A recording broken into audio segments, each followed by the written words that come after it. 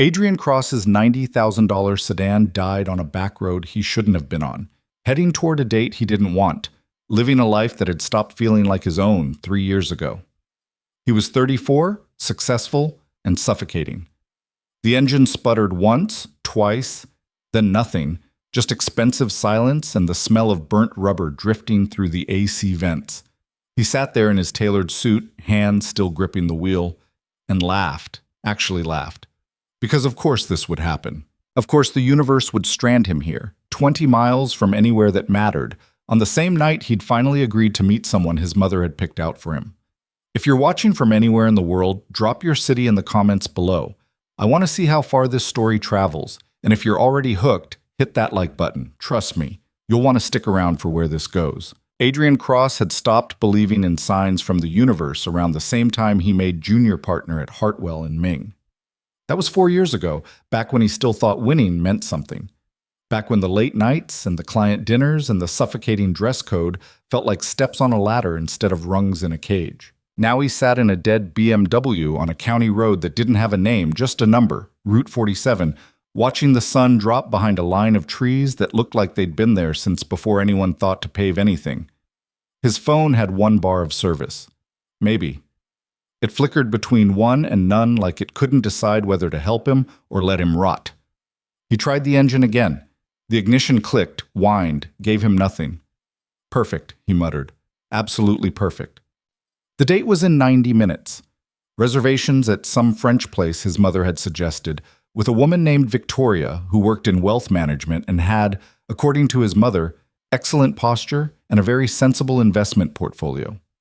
Adrian had agreed to it the way you agreed to a dental cleaning, something unpleasant but necessary, something you do because people expect it. He pulled out his phone, squinting at the screen. The GPS showed him as a blue dot surrounded by a whole lot of nothing. The nearest town was 8 miles back. Ahead, maybe 3 miles, there was a small cluster of buildings, the map labeled simply as Ford's Garage. Adrian had 2 choices: wait for a tow truck that might take hours or start walking. He looked down at his shoes. Italian leather. $200, maybe more. He couldn't remember. They were the kind of shoes that looked good in a boardroom and would be destroyed in half a mile of gravel shoulder. He got out of the car anyway. The walk wasn't peaceful. It was hot, and his jacket felt like a punishment, and every step sent up little puffs of dust that settled on his pants. He'd taken off his tie after the first quarter mile and stuffed it in his pocket. His shirt was already sticking to his back, and he could feel sweat gathering at his temples, probably ruining whatever was left of his hair gel. This was exactly the kind of situation Adrian Cross didn't find himself in. He was the kind of person who planned things, who had contingencies, who made sure his car was serviced every 3,000 miles at the dealership, not some quick lube place that would cut corners. And yet here he was, walking down a county road in the middle of nowhere, watching his career and his reputation and his perfectly curated life get smaller in the rearview mirror he no longer had. He passed a rusted mailbox leaning at a 45-degree angle. A crow watched him from a fence post, unimpressed. Somewhere in the distance, a dog barked twice and then gave up, like even the local wildlife couldn't be bothered with him. His phone buzzed. 1 text from his mother. "Victoria's lovely, don't be late." Adrian didn't respond. Another buzz. His associate, Jeremy. "Henderson wants the brief by Monday. You good?" Adrian typed back, "Fine." He wasn't fine. The Henderson brief was a nightmare, 40 pages of corporate tax law that made his eyes cross. But Jeremy didn't need to know that. By the time he saw the garage, his shirt was translucent with sweat, and he'd abandoned all hope of showing up to dinner looking like someone worth dating. Not that it mattered now. He was going to have to cancel. His mother would be furious. Victoria would be politely disappointed. Adrian would feel guilty for approximately 12 hours and then forget the whole thing ever happened. The pattern of his life. On repeat. Ford's Garage wasn't much to look at. A squat building with peeling white paint and a hand-painted sign that had faded to the point where the apostrophe was barely visible. There were 2 gas pumps out front that looked like museum pieces, the kind you saw in old photographs of Route 66, and a tow truck parked off to the side, streaked with rust and dirt, but somehow still intimidating in its bulk. The bay door was open, and inside, Adrian could see the vague shape of a car hoisted up on a lift, its undercarriage exposed like surgery. A man stepped out from under it, wiping his hands on a rag that might have been white once but was now the gray-brown color of everything that had given up. Adrian stopped walking. The guy was tall, taller than Adrian by a couple inches, and built like someone who'd spent his life doing actual work instead of sitting in ergonomic chairs and pretending the gym counted. Dark hair, a few days past needing a cut, falling into his eyes when he looked down. Grease smudged along his forearm, disappearing under the rolled-up sleeve of a t-shirt that had seen better days. He wore jeans that sat low on his hips, work boots that had stories, and an expression that gave away absolutely nothing. He looked up, saw Adrian standing there in his suit and his ruined shoes, and didn't say anything right away. Just studied him, like Adrian was a puzzle he hadn't decided whether to solve or toss in the scrap heap. "Help you?" the man said finally. His voice was low, rough around the edges, like gravel under tires. Adrian cleared his throat. "My car broke down. About 3 miles back." "What kind of car?" "BMW 54OI. The man nodded slowly, like that explained something. "What happened?" "I don't know. It just stopped." "Engine light come on?" "I don't think so. Maybe. I wasn't really paying attention." The man wiped his hands again, though they didn't look any cleaner. "You weren't paying attention to your engine light." It wasn't a question. It was an observation, flat and without judgment, which somehow made it worse. "I was on the phone," Adrian said, defensive. "Uh-huh. It's been running fine. Until it wasn't." Adrian felt his jaw tighten. "Can you tow it or not?" The man looked at him for another beat, then nodded.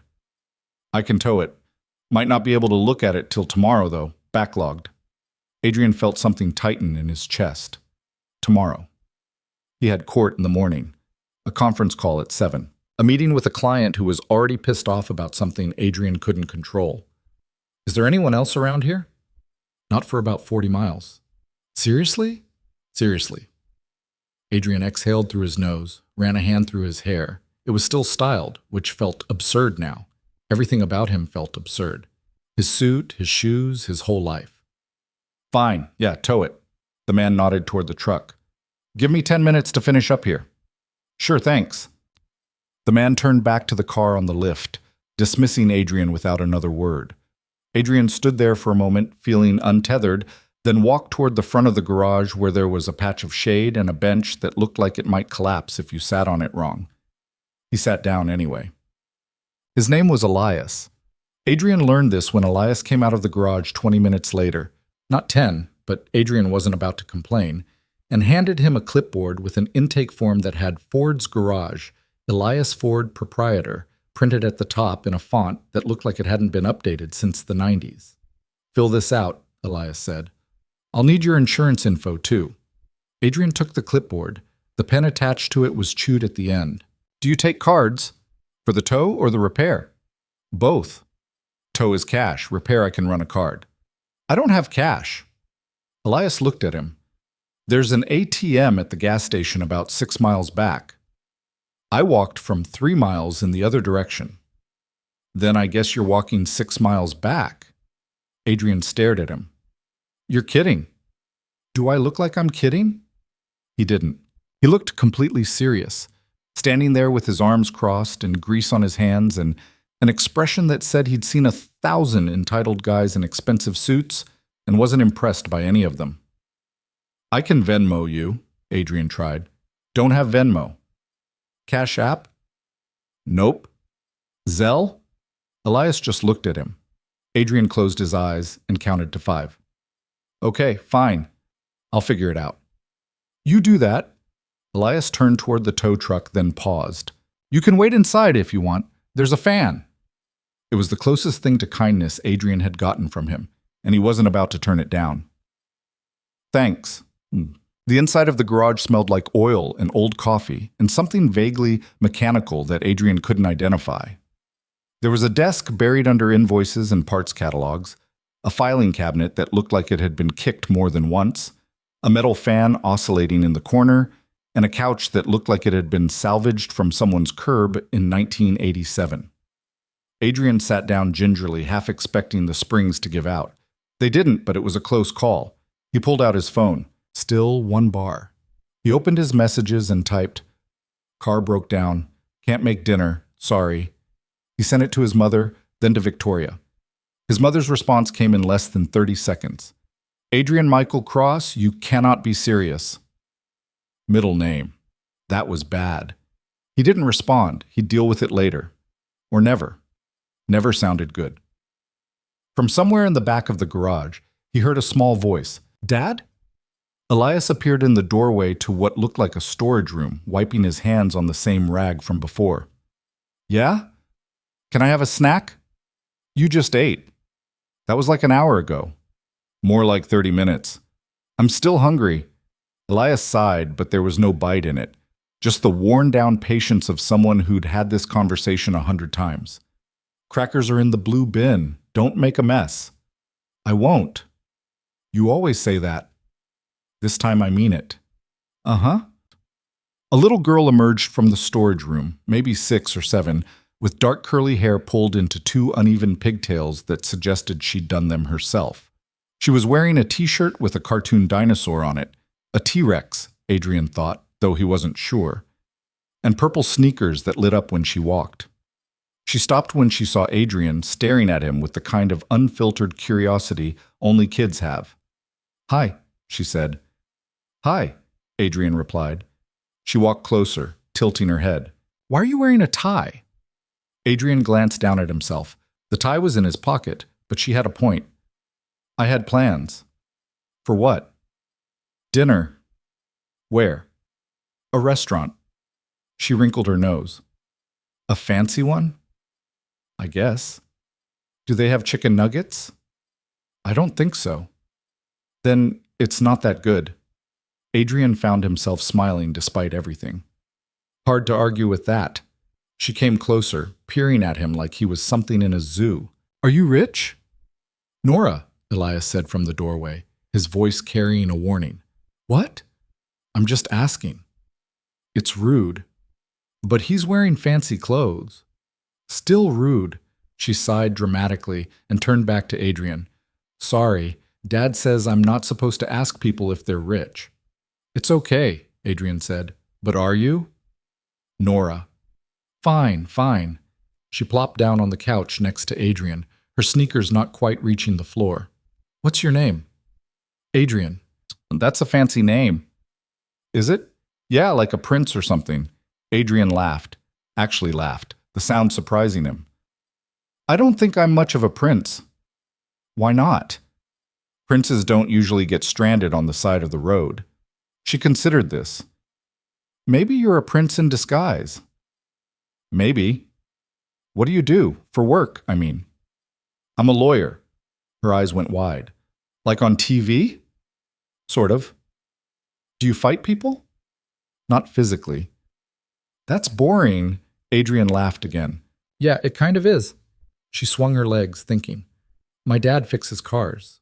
I gathered. "He's really good at it. He fixed Mr. Hopper's truck even though Mr. Hopper said it was impossible." "That's impressive." "He fixes everything. One time I broke my bike, and he made it even better than before. He put a bell on it and everything." She paused. "Do you have kids?" The question landed like a stone in water. "No," Adrian said. "Why not?" "Just never happened." "Do you want them?" Adrian looked at her, this small person with juice-stained lips and light-up shoes and crayon smudges on her hands, asking him a question he hadn't let himself think about in years. Maybe ever. "I don't know," he said quietly. She shrugged like it was the simplest thing in the world. "You should think about it. Kids are cool."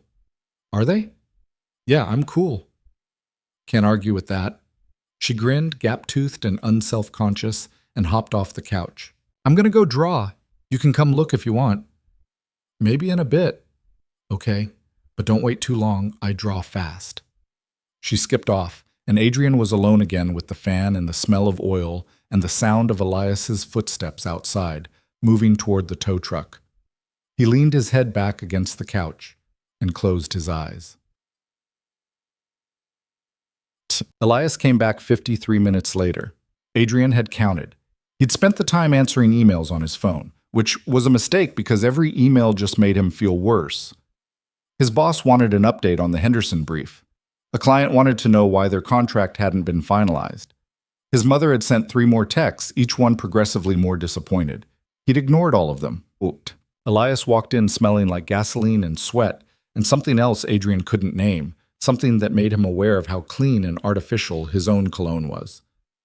"Got it," Elias said. "It's in the bay." Adrian stood, pocketing his phone. "Any idea what's wrong?" "Won't know till I open it up. Could be the fuel pump. Could be electrical. Could be a dozen things."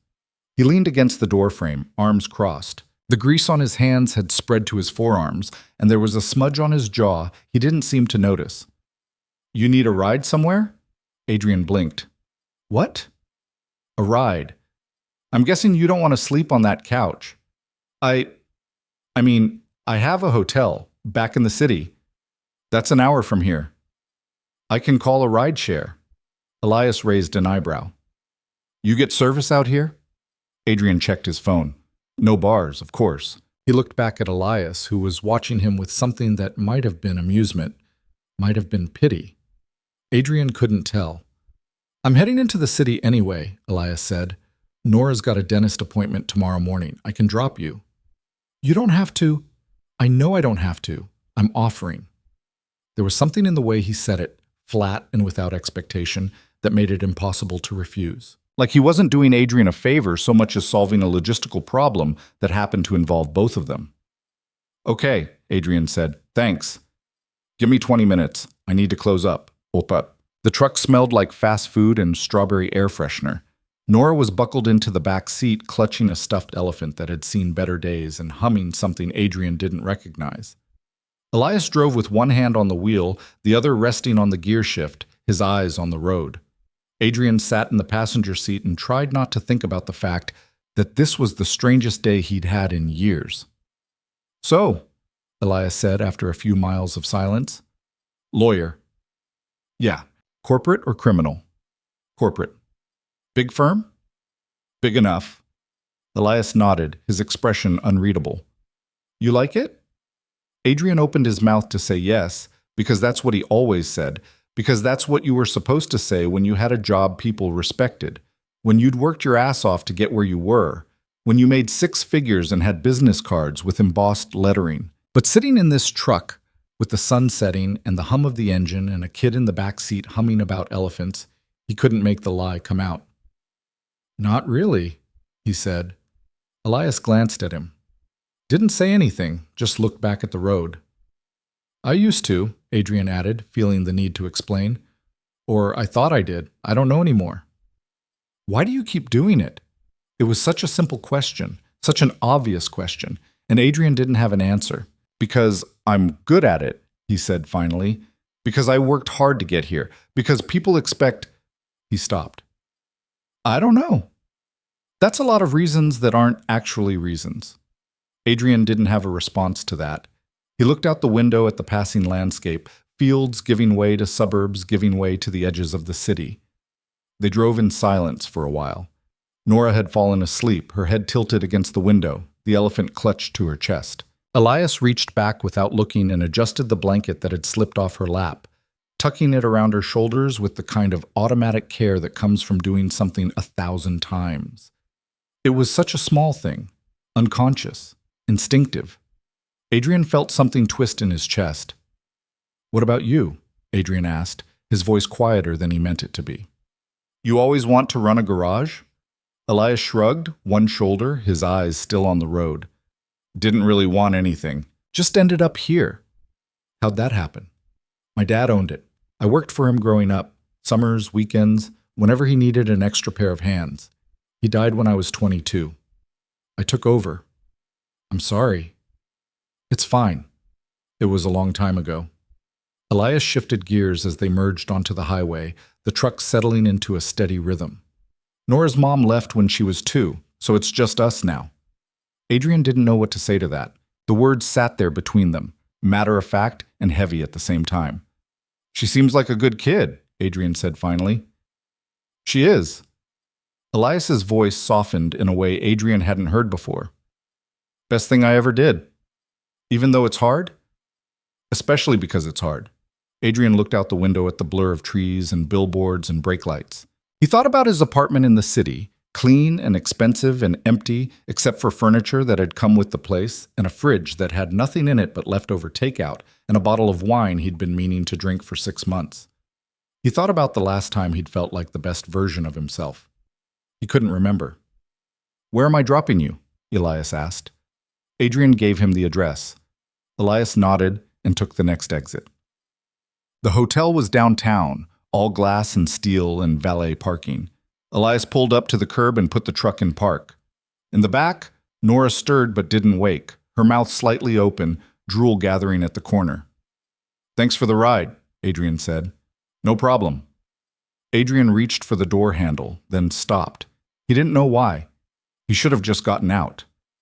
Thanked the man again, walked into the hotel, ordered room service, and pretended this day never happened. But he didn't. "How much do I owe you?" he asked instead. "For the tow."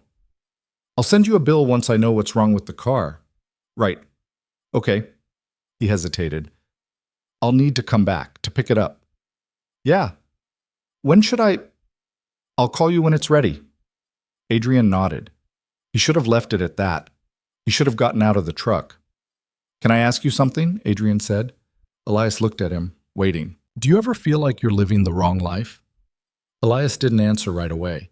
He glanced back at Nora, still asleep, then back at Adrian.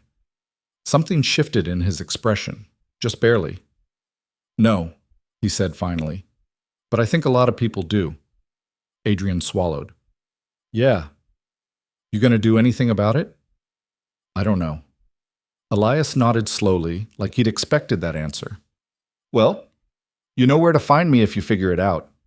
Adrian got out of the truck. He stood on the curb and watched Elias pull away, the taillights disappearing into traffic, and felt something like loneliness settle in his chest.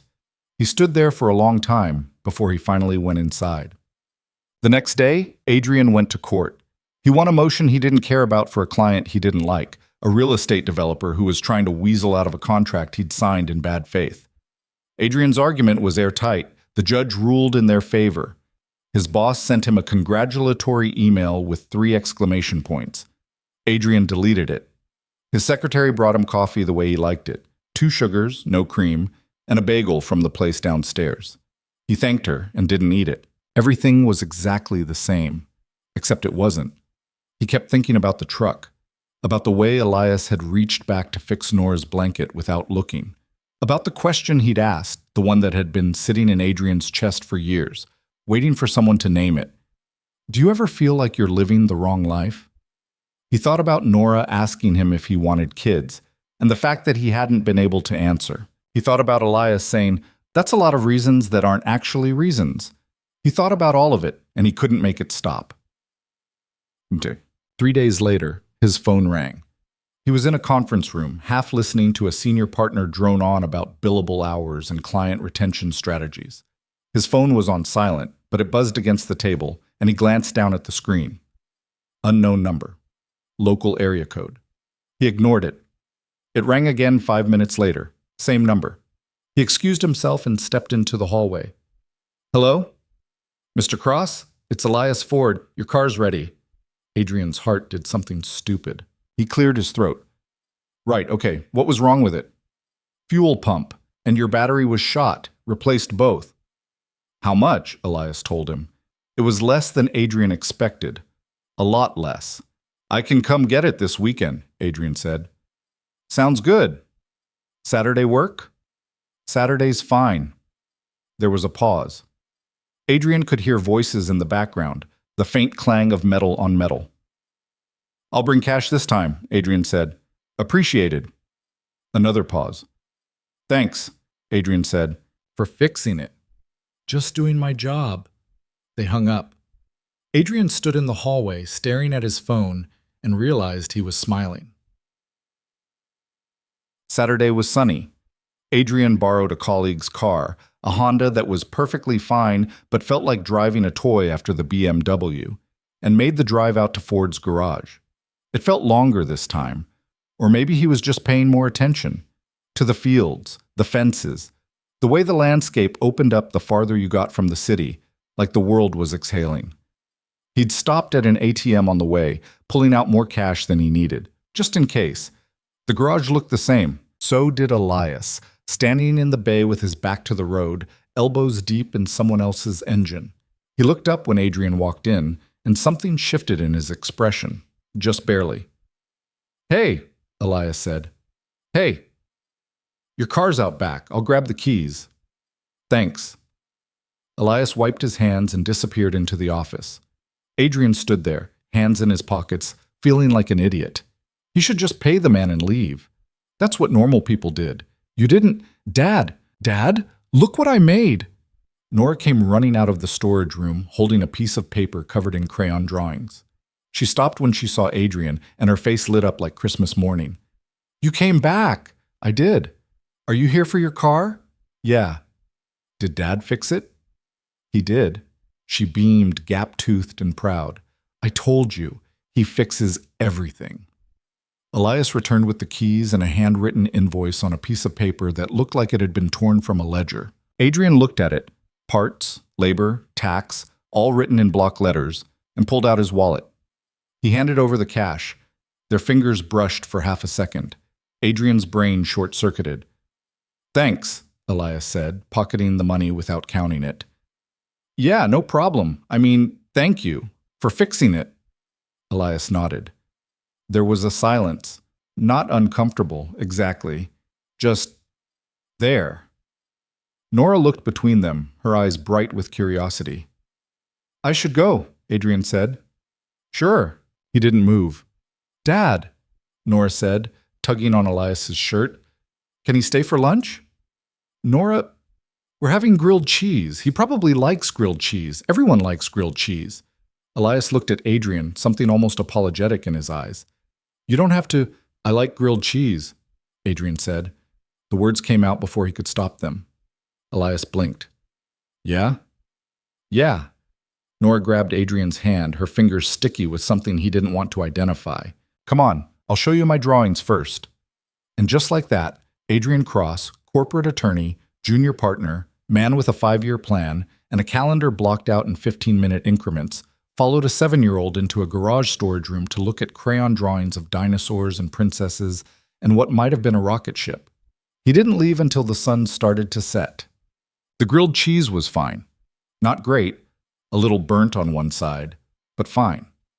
They ate at a folding table in the storage room that doubled as Elias's office / living space / everything else.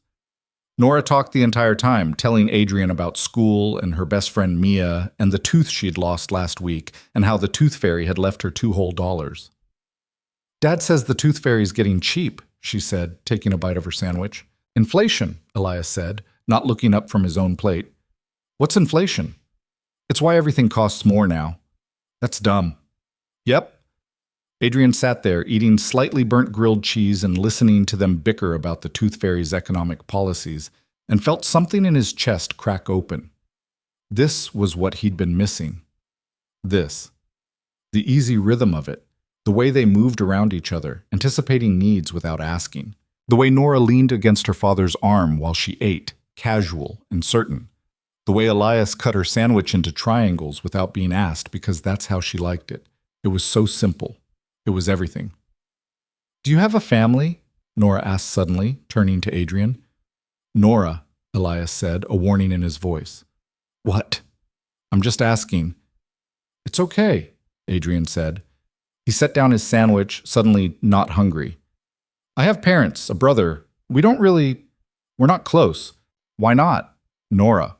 "I'm just curious." Adrian smiled despite himself. "It's okay. I don't mind." He thought about how to answer. "We just want different things, I guess." "Like what?" "They want me to be someone I'm not." Nora considered this, swinging her legs under the table. "That's dumb, too." "Yeah," Adrian said quietly. "It kind of is." Elias was watching him now. Adrian could feel it. Not saying anything, just watching. "What do you want?" Nora asked. Adrian looked at her, this small person who asked the hard questions like they were easy, and realized he didn't have an answer. "I don't know," he said. "You should figure it out," she said matter-of-factly. My dad says if you don't know what you want, you'll just end up with what other people want for you. Adrian looked at Elias. Elias looked back, something unreadable in his eyes.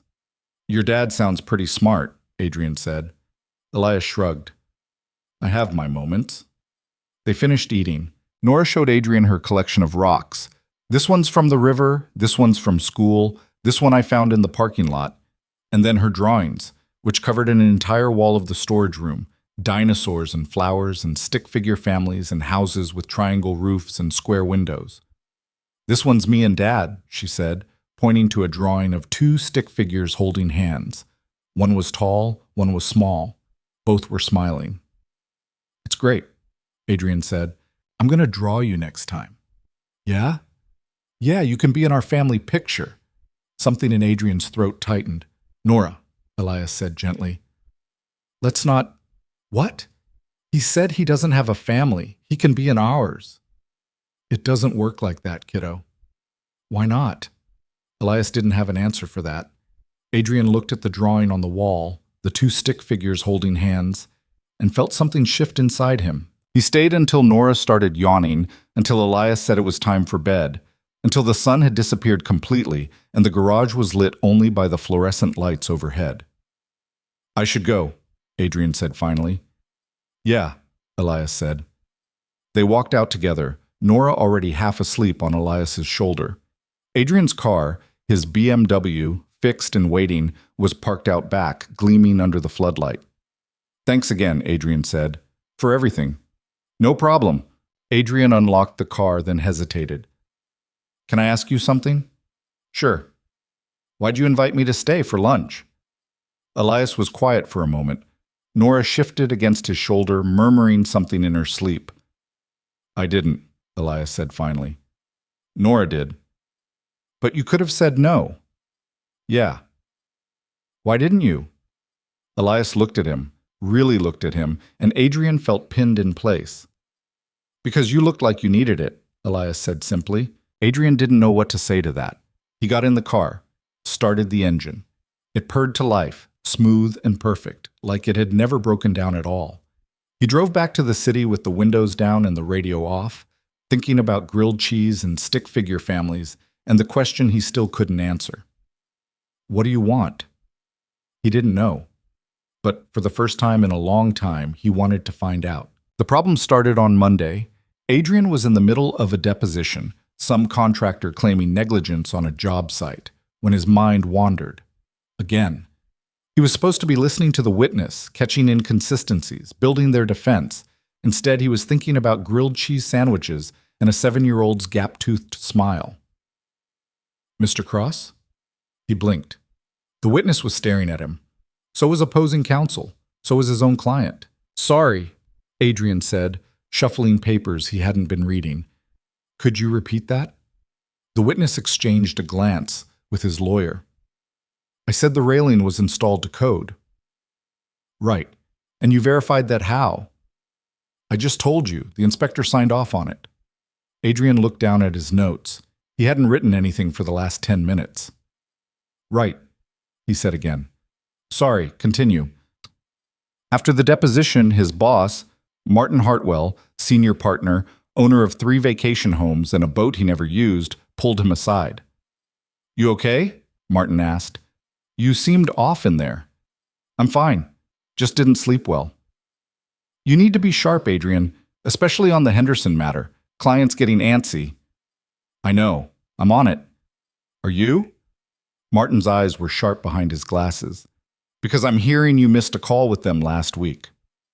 I had car trouble. Car trouble. My car broke down. I had to get it towed.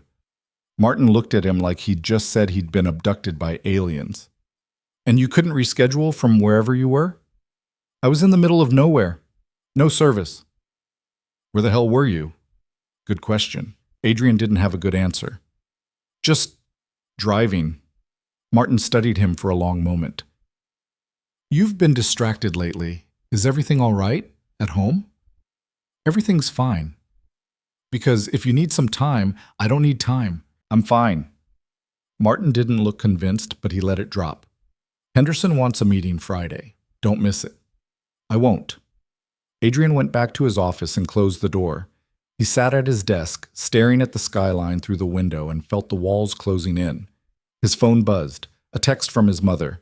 "Dinner this Sunday, 6 p.m. Don't be late." He didn't respond. Another buzz. Jeremy, his associate. "Need your edits on the Morrison contract by EOD." He typed back, "You'll have them." He wouldn't. He couldn't focus. Every time he tried to read a contract or draft a brief, his mind drifted. To the garage, to Elias's hands, grease-stained and capable. To Nora saying, "You can be in our family picture." He lasted until Wednesday. Wednesday afternoon, he told his secretary he was working from home the rest of the day. Then he got in his car, the BMW, running perfectly now, and drove. He didn't admit to himself where he was going until he was already on Route 47. The garage looked the same. It would probably always look the same, Adrian thought. Like time moved differently here, slower, or maybe not at all. Elias was in the bay, bent over an engine, his back to the door. He didn't look up when Adrian walked in. "Help you?" he called out, not turning around. "Yeah, Adrian stopped. This was stupid. This was so stupid. "I think there might be something wrong with my car." Now Elias turned. He had a wrench in one hand and an expression that said he wasn't buying it. "You think?" "Yeah, it's making a noise." "What kind of noise?" Adrian had not thought this through. "Like a clicking." "Where?" "Under the hood?" Elias set down the wrench and walked over, wiping his hands on his jeans. "Pop the hood." Adrian went back outside, Elias following. He popped the hood. Elias leaned in, checking belts and hoses and things Adrian couldn't name. After a minute, Elias straightened up. "Start it." Adrian got in and turned the key. The engine purred. Perfect. Smooth. Elias listened for a moment, then motioned for Adrian to turn it off. "I don't hear anything," Elias said. "Maybe it stopped. Maybe it was never there." They looked at each other. Elias's expression was unreadable. "You drove an hour out here for a clicking noise that doesn't exist," Elias said. "I guess so." "On a Wednesday afternoon." "Yeah." "Don't you have work?" "I'm working from home." "Are you?" It wasn't a question. Adrian closed the hood, mostly to have something to do with his hands. "Look, Adrian!" Nora came running out of the garage, her backpack bouncing against her shoulders. She crashed into him like a small, enthusiastic meteor. "You came back again." "I did." "Are you staying for dinner?" "Nora," Elias said. "He probably has plans." "Do you?" Nora asked, looking up at Adrian with those huge eyes. Adrian should have said yes. Should have made an excuse, gotten back in his car, driven back to the city, and his empty apartment, and his life that made sense. "No," he said. "No plans." Nora beamed. "We're having spaghetti." "Sounds good." She grabbed his hand and started pulling him toward the garage.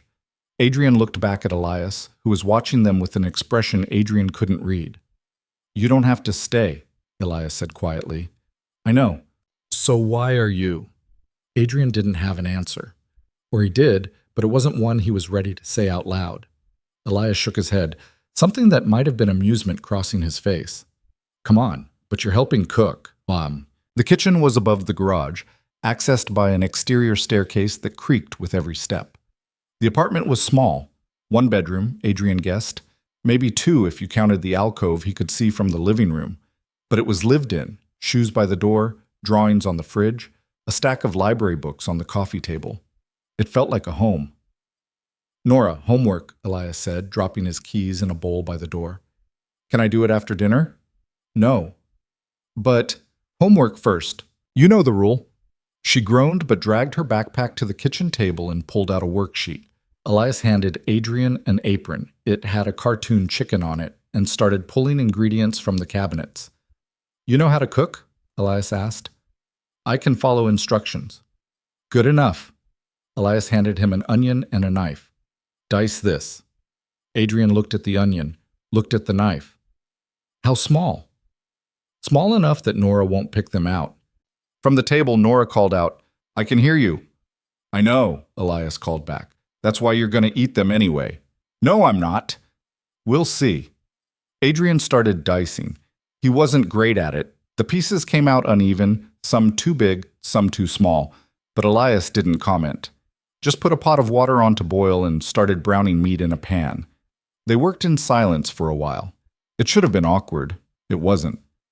"Dad," Nora said from the table, "what's 7 times 8? What do you think it is? 56? Then write that down. But what if I'm wrong? Then you'll learn something." She grumbled but wrote it down. Adrian finished the onion and looked around for something else to do. Elias handed him a wooden spoon. "Stir that. Don't let it burn." "Okay." Elias moved to the sink, rinsing dishes, and Adrian stood at the stove, stirring ground beef and onions, in a kitchen that wasn't his, cooking dinner with a man he barely knew. It felt right. That was the part that scared him. "So," Elias said, his back still to Adrian, "you gonna tell me why you're really here?" Adrian kept stirring. "I told you, my car—" "Your car is fine." "You don't know that." "Yeah, I do. I just fixed it." Elias turned around, leaning against the counter. "So try again." Adrian stared at the pan. The meat was browning nicely. He had no idea what he was supposed to say. "I don't know," he said finally. "You drove an hour out here and you don't know why." "Yeah." Elias was quiet for a moment. "You running from something?" "Maybe." "What?" Adrian laughed, but it came out bitter. "Everything. My job, my family, my whole life. That's a lot to run from." "Yeah, well," Adrian set down the spoon. "I'm good at it." "Running? Pretending I'm not." Elias watched him, and Adrian felt exposed in a way he hadn't felt in years. Like Elias could see through all the layers, the expensive suit, the law degree, the carefully constructed persona, down to the person underneath who had no idea what he was doing.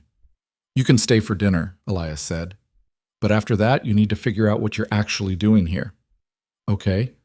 "I'm serious, Adrian. I've got a kid. I don't need a—" He stopped. "Just figure it out." "I will." Elias didn't look convinced, but he let it drop.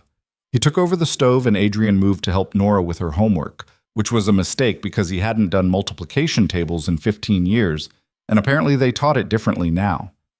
"That's not how Mrs. Patterson does it," Nora said, frowning at his explanation.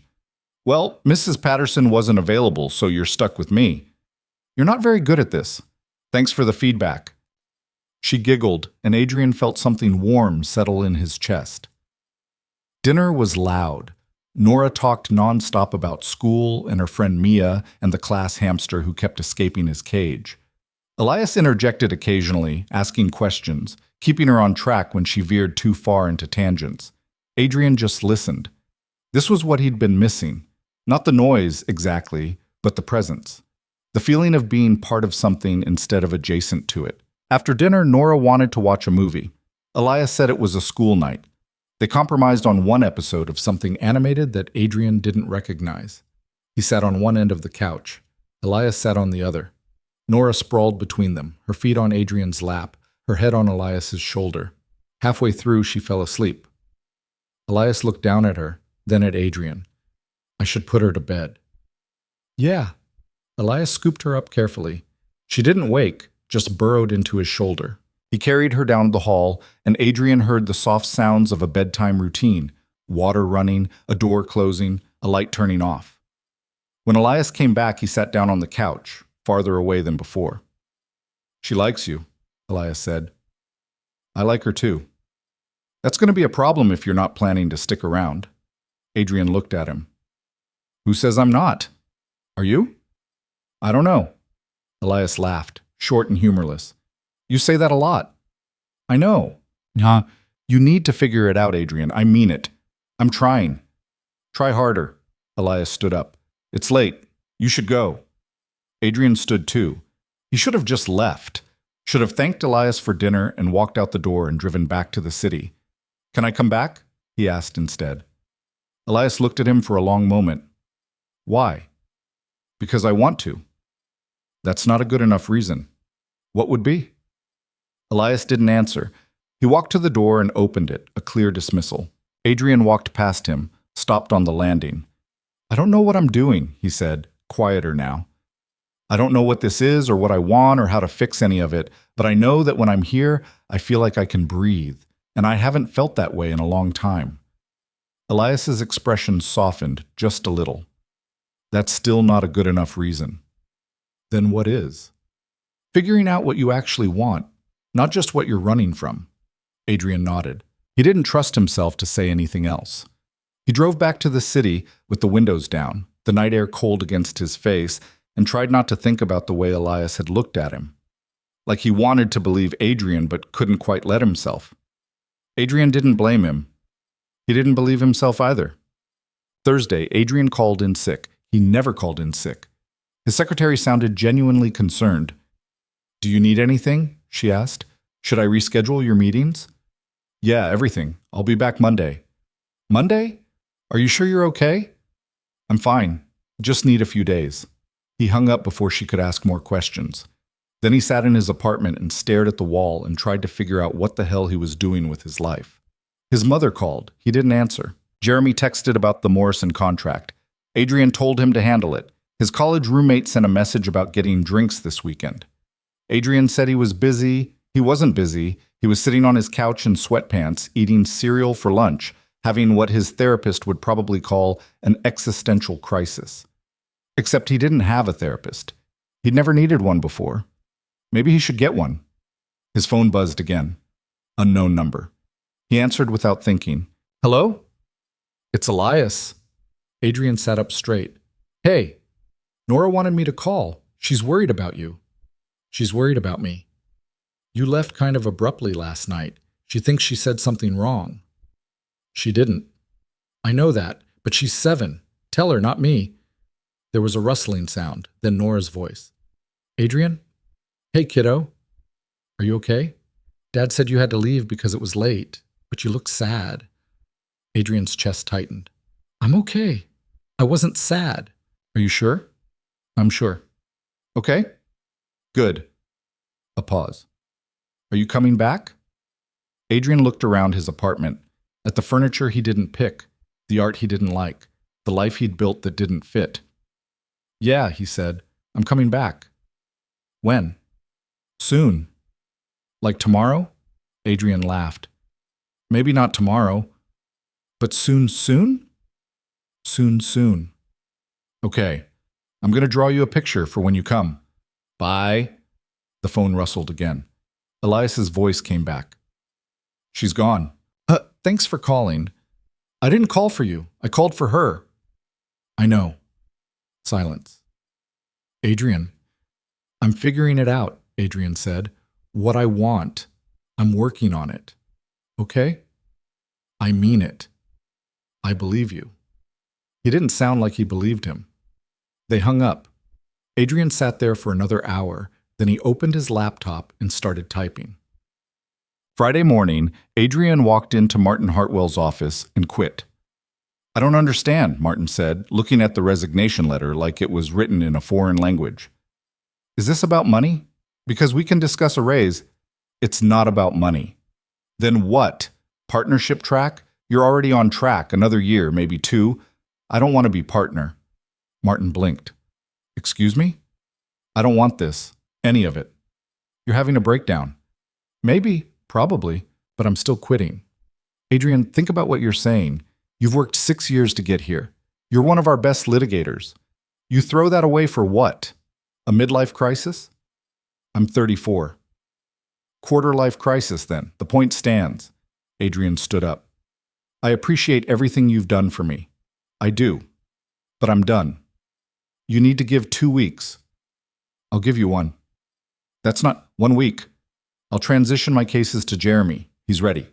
Martin stared at him. "What are you going to do?" "I have no idea." "That's insane."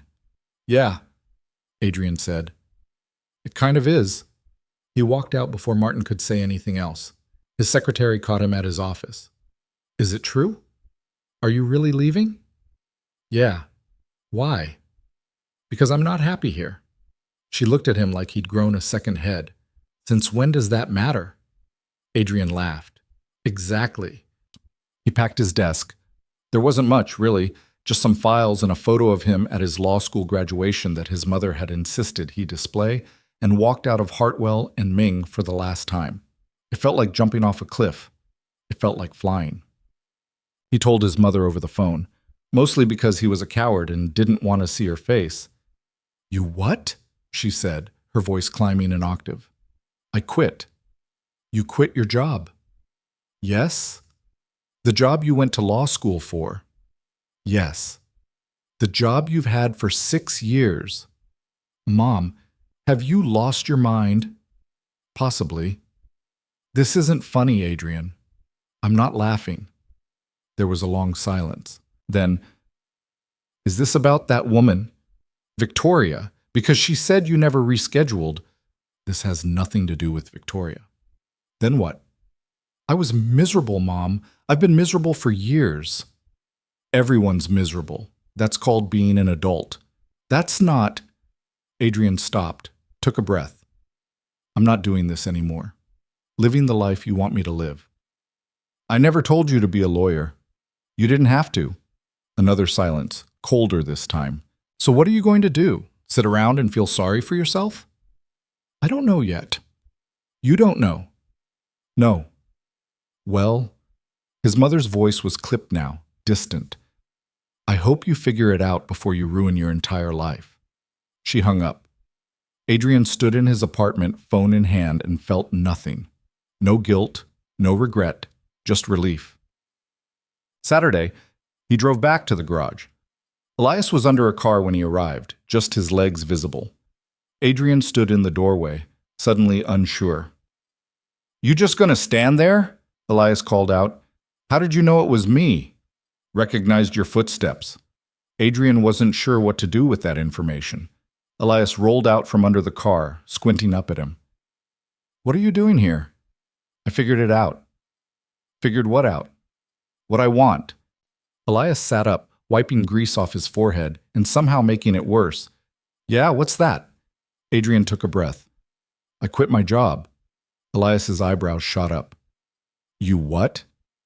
"I quit yesterday. I'm done." "You quit your job because I was miserable. Because I hated every minute of it. Because I wanted to be here instead." Elias stared at him. "That's the dumbest thing I've ever heard." "Yeah, probably." "You don't even know me."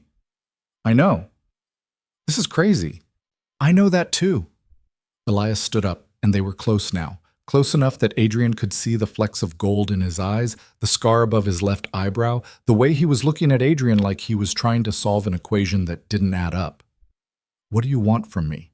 Elias asked quietly. "I don't know yet, but I want to find out. And if it doesn't work out, then at least I tried." Elias shook his head, but he was almost smiling.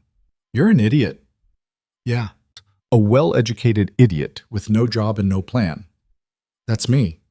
"Adrian, I know it's fast. I know it doesn't make sense. But nothing in my life has made sense for years, and this is the first thing that feels right." Elias looked at him for a long moment. Then he sighed.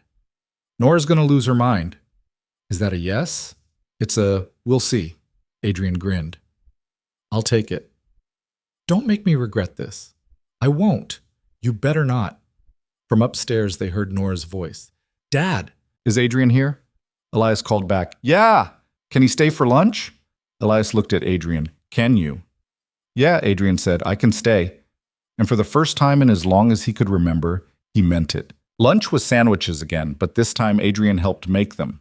Nora supervised from her spot at the table, calling out instructions like a tiny Gordon Ramsay. "More peanut butter on that side, Adrian." "No, the other side. Dad, he's doing it wrong." "He's doing fine," Elias said, not looking up from the apple he was slicing. "But it's not even." "It doesn't have to be even." "Yes, it does. That's the whole point of a sandwich." Adrian spread the peanut butter as evenly as he could manage, which apparently still wasn't even enough, because Nora sighed like he'd personally offended her. "You're lucky you're nice," she said. "Thanks, I think." They ate at the small table upstairs, knees almost touching in the cramped space. Elias had made coffee, strong and black, and Adrian drank it even though he usually took cream and sugar. It felt wrong to ask for anything when he was still figuring out where he fit in all this. So, Elias said after Nora had finished and run off to play. You really quit. I really quit. And you have no plan. Correct. Elias leaned back in his chair, studying him. What are you going to do for money? I have savings, enough to last me a while. How long is a while? 6 months. Maybe 8 if I'm careful. And after that? Adrian shrugged. I'll figure something out. That's not a plan. I know. Elias shook his head, but there was something in his expression that wasn't quite disapproval. Maybe concern. Maybe something else Adrian couldn't name yet. You could have just taken a vacation, Elias said. Cleared your head. I've been on vacation. Didn't help. Where'd you go? Cabo, the Bahamas. Some resort in Costa Rica where everything was beige and everyone smiled too much. Sounds awful. It was. Adrian wrapped his hands around his coffee mug. I spent the whole time checking work emails and counting down the days until I could leave. So you quit your job and drove out to the middle of nowhere to hang out with a mechanic and his kid? Yeah, that's insane. You said that already. Bears repeating. They sat in silence for a moment. From the other room, Adrian could hear Nora singing something off-key and enthusiastic. What do you want from this? Elias asked finally. From me. Adrian had been asking himself the same question for days. He still didn't have a good answer. Honestly? I don't know. I just know that when I'm here, I feel like myself. And I haven't felt like that in a long time. That's a lot to put on someone you barely know. I know. I've got a kid, Adrian. I can't just... Elias stopped, rubbed his face. I can't do complicated right now. I'm not asking you to. Aren't you? Adrian didn't have an answer for that. Elias stood up, started clearing plates. You can stick around today if you want, but we need to set some boundaries. Okay. I mean it. Nora's already getting attached. If you're not planning to stay, you need to tell me now. I want to stay. Wanting isn't enough. Then what is? Elias turned to look at him, and Adrian saw something raw in his expression, something that looked like fear. Proof, Elias said quietly, that you're not going to wake up in a month and realize you made a mistake. That you're not going to go running back to your fancy job and your fancy life and leave us behind. I won't. You don't know that. You're right, I don't. But I'm here anyway. Elias held his gaze for a long moment, then turned back to the sink. We'll see. Adrian stayed, not just that day, but the next, and the one after that. He helped out around the garage, mostly doing things that didn't require any actual mechanical knowledge. Sweeping, organizing parts, answering the phone when Elias was elbow deep in an engine and couldn't get to it. He was terrible at it. Ford's garage, he said on Tuesday, picking up on the fourth ring. Yeah, hi, I need to schedule an oil change. Okay. When were you thinking? How's Thursday? Adrian looked around for a calendar, found one on the wall, 3 months out of date. What time? Morning? Like 9? Let me check. He had no idea how to check. Can I call you back? I'm literally calling to make an appointment.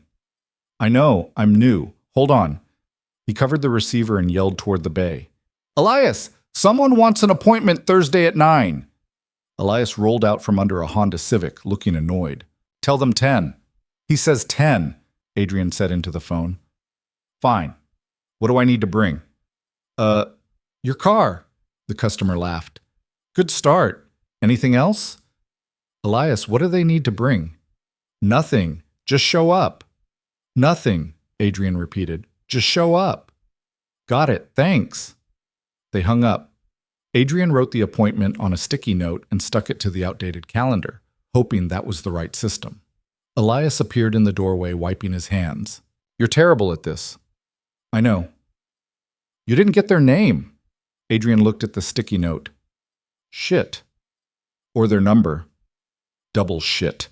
Elias sighed, but he was almost smiling. Just let it ring next time. Noted. Despite his incompetence, Elias let him stay. Maybe because Adrian was willing to do the jobs nobody wanted.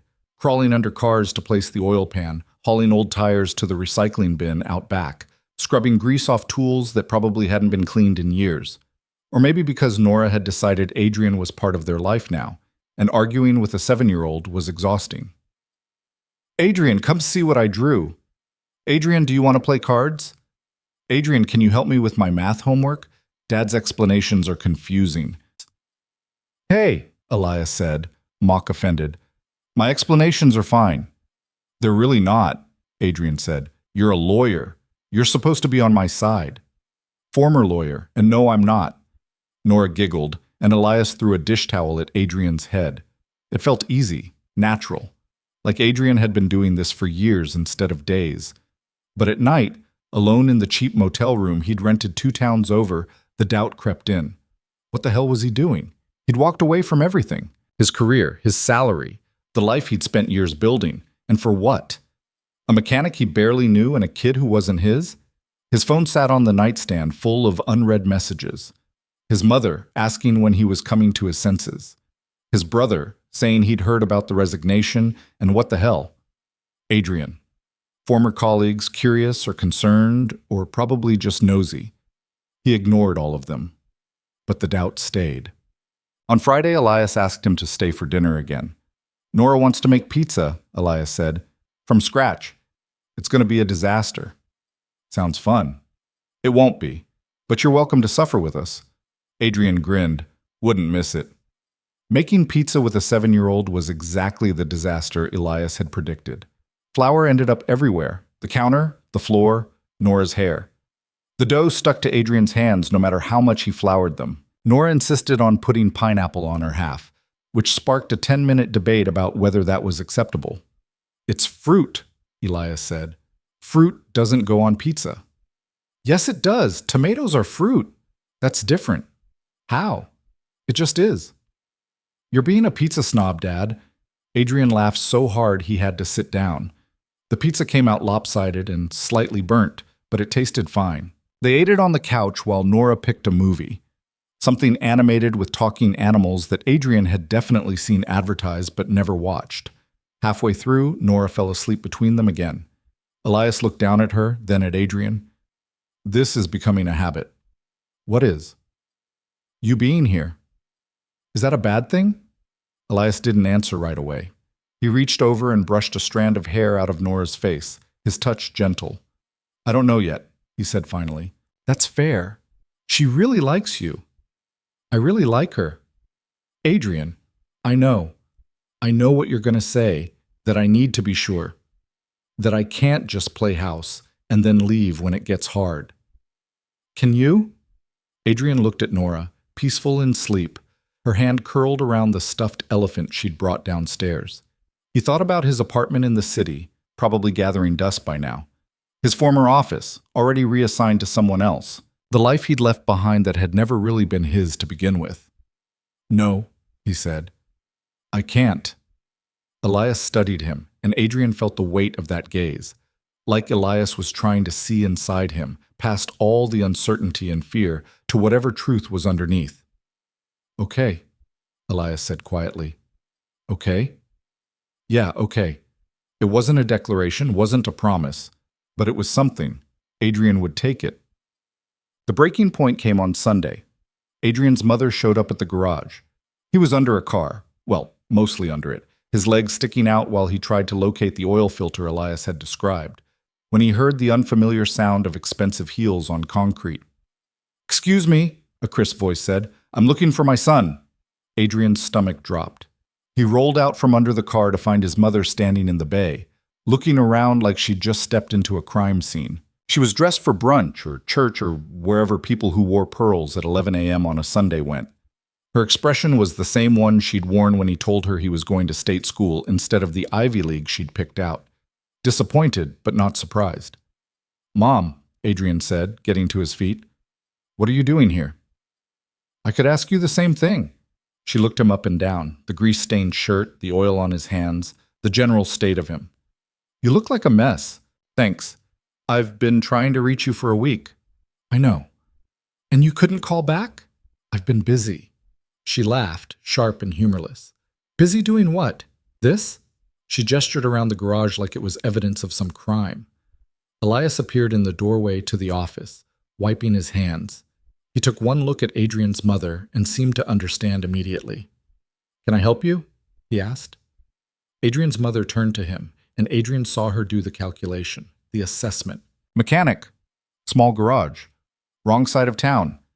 Not good enough for her son. "You must be the reason my son has lost his mind," she said. "Mom." "No." She held up a hand. "I drove an hour to get here, Adrian. You're going to listen." Elias caught Adrian's eye, a silent question. Adrian nodded slightly. "It's okay." Elias disappeared back into the office, but Adrian knew he was listening. "You quit your job," his mother said.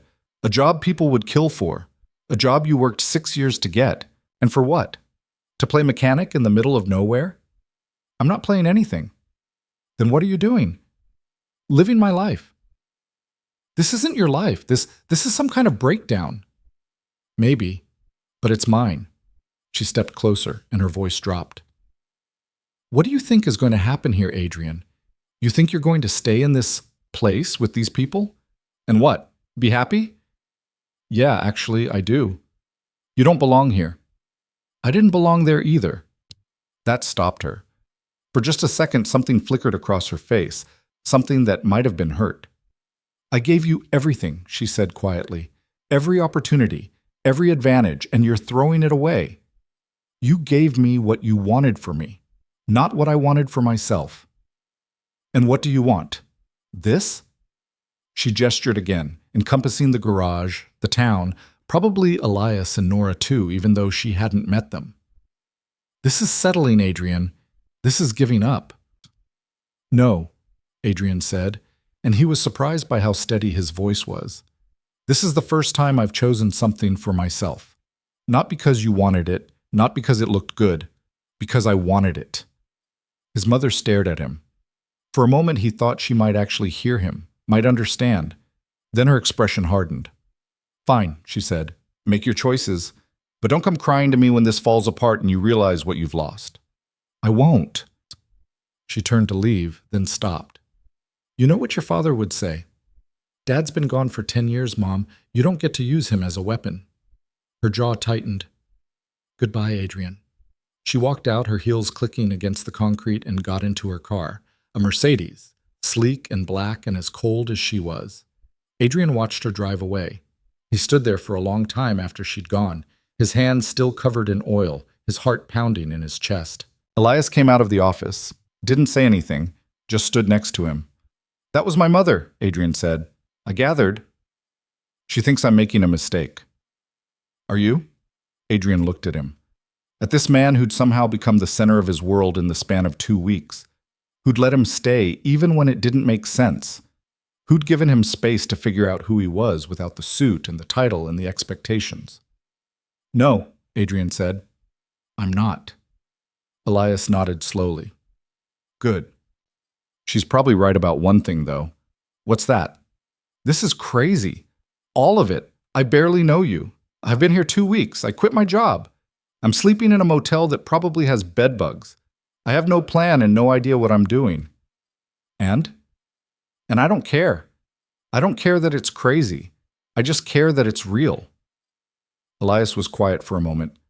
Then he said, "You should probably wash your hands. You're getting oil on everything." Adrian looked down. He was. "Right. Sorry. And Adrian?" "Yeah?" "For what it's worth, I'm glad you stayed." It was the first time Elias had said anything like that. The first time he'd acknowledged that this thing between them, whatever it was, mattered to him too. Adrian felt something in his chest loosen. "Me too," he said. That night, Elias asked Adrian if he wanted to stay over. "Not like that. Not yet." "The motel's 40 minutes from here," Elias said. "And you're back here by 7 every morning anyway. Doesn't make sense to keep driving back and forth." "Where would I sleep?" "Couch pulls out. It's not great, but it's better than whatever mattress situation you've got going on at that motel." Adrian hesitated. "You sure?" "I wouldn't offer if I wasn't." So Adrian went back to the motel, checked out, grabbed his duffel bag, which was pretty much all he'd brought with him because he still hadn't gone back to the city to get the rest of his stuff, and drove back to the garage. Elias helped him pull out the couch. It was, as advertised, not great. The bar in the middle dug into Adrian's back and the mattress smelled vaguely of must. But it was there, in the apartment above the garage, close to Elias and Nora, and that made it better than any bed he'd slept in years. Nora was thrilled. You're staying here now? Like, all the time? For a while, yeah. That's so cool. It's like a sleepover every night. Nora, bedtime, Elias said. Can Adrian read me a story? Elias looked at Adrian. Adrian shrugged. Sure. So Adrian found himself sitting on the edge of Nora's bed, which was covered in stuffed animals and had glow-in-the-dark stars on the ceiling above it, reading a book about a mouse who wanted to be an astronaut. Nora interrupted every other page with questions. Do you think mice can really go to space? I don't know, maybe. I think they can. They're small. They'd fit in the rocket better. Good point. Would you want to go to space? I've never really thought about it. You should think about it. Space is cool. By the time he finished the book, her eyes were drooping. He set it on the nightstand and started to stand up. Adrian, she said, half asleep already. Yeah? I'm glad you're staying. His throat tightened. Me too, kiddo. Will you still be here when I wake up? Yeah, I'll be here. Promise? Promise. She smiled and rolled over, hugging her elephant. Adrian turned off the light and stepped out into the hallway. Elias was leaning against the wall, arms crossed. She's asleep, Adrian said. I heard. She's a good kid. Yeah, she is. They stood there for a moment, close enough that Adrian could see the tiredness in Elias's eyes. He worked too hard, too much. And now he had Adrian here, another thing to worry about, another variable in his carefully balanced life. Thank you, Adrian said, for letting me stay. Don't thank me yet. You haven't tried to sleep on that couch. Adrian laughed quietly. Bear! Elias pushed off the wall. I'm going to turn in. You need anything? No, I'm good. Okay, night. Night. Elias disappeared into his room, and Adrian went to the couch. He lay down on the pull-out mattress, the bar digging into his spine exactly where Elias said it would, and stared at the ceiling. 2 weeks ago, he'd been in a high-rise apartment with a view of the city, sleeping in a bed that cost more than most people's cars. Now he was on a busted pull-out couch in a garage apartment, and he'd never felt more at home. He fell asleep thinking about Nora's question. Promise? Yeah, he'd promise.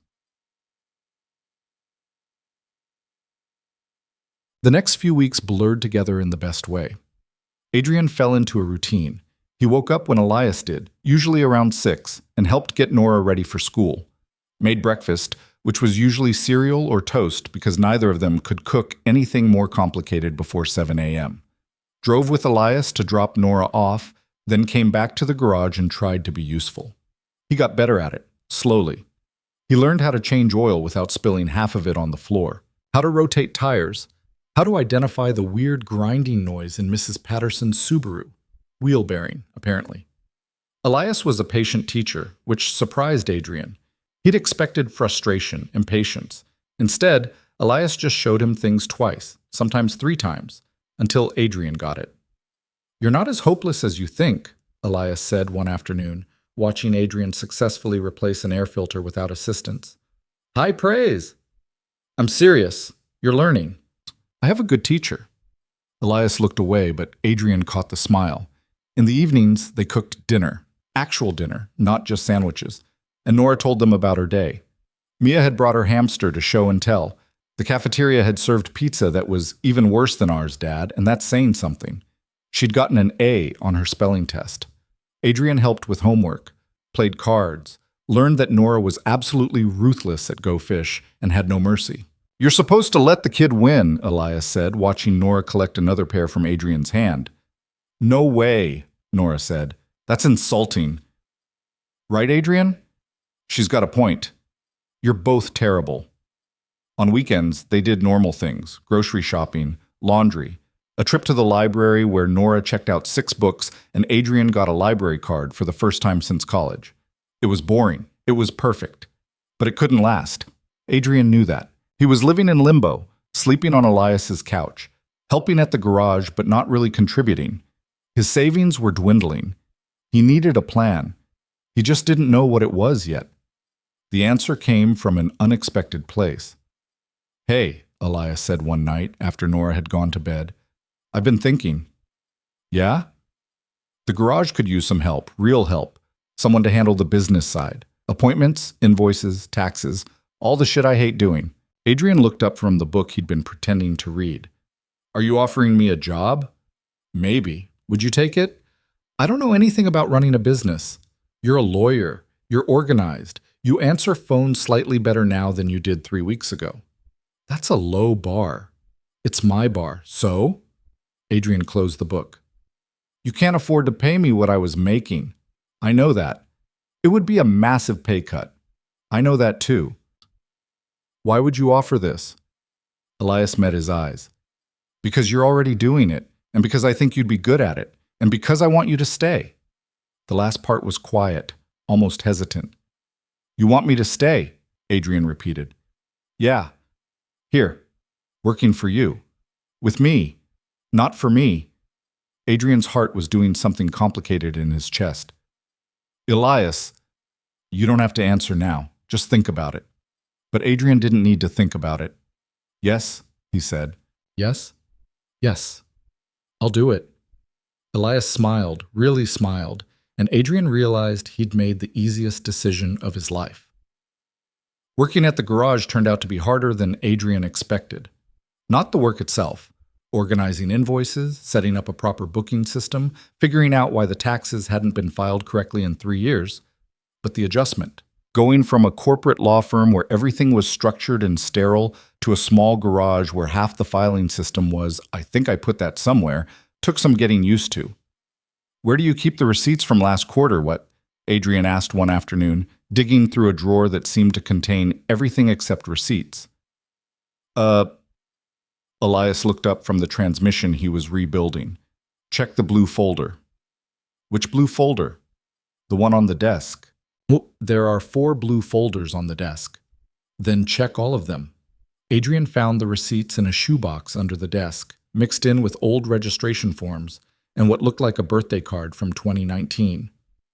"This is chaos," Adrian muttered. "It's organized chaos," Elias called back. "That's just chaos with better marketing." But slowly, Adrian brought order to it. He set up a computer system for appointments, created a spreadsheet for inventory, hired an accountant to sort out the tax mess, which turned out to be less dire than he'd feared but still required several uncomfortable phone calls with the IRS. The garage started running smoother. Customers noticed. "You can actually book online now," Mrs. Patterson said, delighted. "That's so modern." "It's 2026, Adrian said. "Online booking is pretty standard." "Not around here it isn't. Elias, you should keep this one." Elias, who was checking her tire pressure, glanced over at Adrian and smiled. Planning on it, Adrian felt warmth spread through his chest. At night, after Nora went to bed, he and Elias would sit on the couch, Adrian's bed technically, but neither of them mentioned that, and talk. About everything. About nothing. Elias told him about growing up in this town, working for his father, the plan he'd had to leave and go to college that evaporated when his dad got sick. "I don't regret it," Elias said. "Staying, taking over the garage, but sometimes I wonder what else I could have done." "What would you have studied?" Adrian asked. "Engineering, maybe. I liked math, problem solving." "You still do that, just with cars instead of equations." Elias smiled. "Yeah, I guess so." Adrian told him about law school, about the moment he realized he'd chosen the wrong path, but kept going anyway because he didn't know how to stop. About his father, who died when Adrian was in college, and how his mother had spent the 10 years since trying to mold Adrian into the son she thought his father would have wanted. "What did your dad actually want?" Elias asked. Adrian thought about it. "For me to be happy, probably. He wasn't complicated like that." "Sounds like a good dad." He was. They were sitting closer now than they had been when the conversation started. Close enough that Adrian could feel the warmth coming off Elias, could smell the faint scent of motor oil and soap that seemed to follow him everywhere. "Can I ask you something?" Adrian said. "Sure." "Why did you let me stay, that first day?" "You didn't know me. I was just some guy whose car broke down." Elias was quiet for a moment, considering. Honestly, I don't know. You looked lost, and I guess I know what that feels like. When were you lost? When Nora's mom left. I had this baby, this garage, this whole life I hadn't planned for. I felt like I was drowning. What changed? I stopped trying to figure out the whole picture. Just focused on the next thing. Wake up, feed Nora, change a tire, go to bed. Eventually, the days added up to something that felt like a life. Adrian understood that. He was doing the same thing now, not thinking too far ahead, just existing in the moment, one day at a time. Thank you, Adrian said, for giving me that chance. Elias turned to look at him, and they were very close now, close enough that Adrian could count the different shades of brown in his eyes. Adrian, Elias started. Dad! They jerked apart. Nora was standing in the hallway in her pajamas, clutching her elephant. What's wrong, kiddo? Elias asked, his voice steady even though Adrian's heart was hammering. I had a bad dream. Come here. She climbed onto the couch between them, burrowing into Elias's side. He wrapped an arm around her, and she reached out to grab Adrian's hand too. What was the dream about? Adrian asked. You left, she said quietly. You went back to the city and didn't come back. Adrian's chest tightened. I'm not going anywhere. Promise? I promise. She looked up at him with those big, trusting eyes, and Adrian knew he meant it. Whatever happened with Elias, whatever complications arose, he wasn't leaving this kid. Wasn't leaving this life he'd stumbled into. Okay, Nora said, yawning. Can I sleep here? Sure, Elias said. She fell asleep within minutes, sprawled across both of them. Elias met Adrian's eyes over her head and smiled. Guess you're stuck here, Elias whispered. Guess so, Adrian whispered back. They fell asleep like that, Nora between them, and Adrian couldn't remember the last time he'd felt this content. Well, 3 months in, Adrian went back to the city. Not to stay, just to get his stuff and officially give up his apartment. Elias offered to come with him, but Adrian said no. This was something he needed to do alone. The city felt different, too loud, too fast, too much. Adrian navigated the familiar streets and felt like a stranger. His apartment was exactly as he'd left it. The cleaning service he'd forgotten to cancel had kept it pristine. It looked like a showroom, like nobody lived there. Nobody had, really. Not in any way that mattered. He packed quickly. Clothes, books, a few photos. Most of the furniture had come with the place. He didn't want it anyway. His phone rang as he was loading the last box into his car. Unknown number. Hello? Adrian Cross? A woman's voice, professional. Yeah. This is Jennifer Ward from Hartwell and Ming. I'm calling about your retirement account. We have some paperwork that needs your signature. Okay, email it to me. I can do that. Also, Martin wanted me to ask if you'd be willing to come in and consult on the Henderson matter. They're having some issues with... No. No? I don't work there anymore. I understand, but as a consultant, I'm not interested. Sorry. He hung up. It felt good. On the way out of the city, he stopped at his mother's house. He'd been avoiding her calls for months, but this felt like something that needed to be done in person. She answered the door looking the same as always. Put together, composed, disappointed. Adrian. Hi, Mom. I wasn't expecting you. I know, I should have called. She stepped aside to let him in. The house looked the same, too. Everything in its place. Nothing out of order. They sat in the living room, the same one where they'd had 1,000 uncomfortable conversations over the years. I'm not coming back, Adrian said, to the city, to law, any of it. I just wanted you to know. I assumed as much when you stopped returning my calls. I'm sorry about that. Are you happy? She asked. With this choice you've made? Yeah, I am. She looked at him for a long moment. You look different. How? Relaxed. You were always so tense before. Adrian hadn't expected that. I didn't realize you noticed. Of course I noticed. You're my son. She folded her hands in her lap. I don't understand what you're doing, and I don't approve, but if you're happy, I am. Then I suppose that's what matters. It wasn't acceptance, not really, but it was closer than Adrian had hoped for. There's someone, Adrian said. Someone I care about. And his daughter. His mother's eyebrows rose. His? Yeah. She absorbed this. To her credit, she didn't react beyond a slight nod. What's his name? Elias. And you're serious about him? Very. Well. She stood up, smoothing her skirt. I suppose I'd like to meet him, someday. When you're ready. Adrian stood too. Yeah, okay. Someday. They didn't hug. They never had been that kind of family. But when she walked him to the door, she touched his arm briefly. Be careful, she said. With your heart. I will. He drove back to the garage feeling lighter than he had in years. No. 6 months after Adrian had first broken down on Route 47, Elias kissed him. It happened on a Tuesday night, which felt appropriately unromantic for them. Nora was at a sleepover, her first, which she'd been talking about for weeks. Elias had been anxious about it all day. What if she gets homesick? She'll be fine, Adrian said. What if the other kids are mean? They won't be. What if... Elias, she's going to be fine. Elias had paced the apartment for an hour after dropping her off, checking his phone every 5 minutes. No news is good news, Adrian said, or she's too upset to call. You're catastrophizing. I'm being realistic. Finally, Mia's mom sent a picture, both girls grinning, faces painted like butterflies, giving thumbs up. Elias visibly relaxed.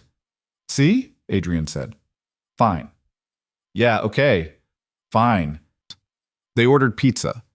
Actual delivery pizza, not their homemade disaster, and ate it on the couch while pretending to watch a movie neither of them was paying attention to. This is weird, Elias said. What is? Being here without Nora. The place feels empty. We could do something. Like what? Adrian shrugged. I don't know. Something grown-ups do when they have the house to themselves.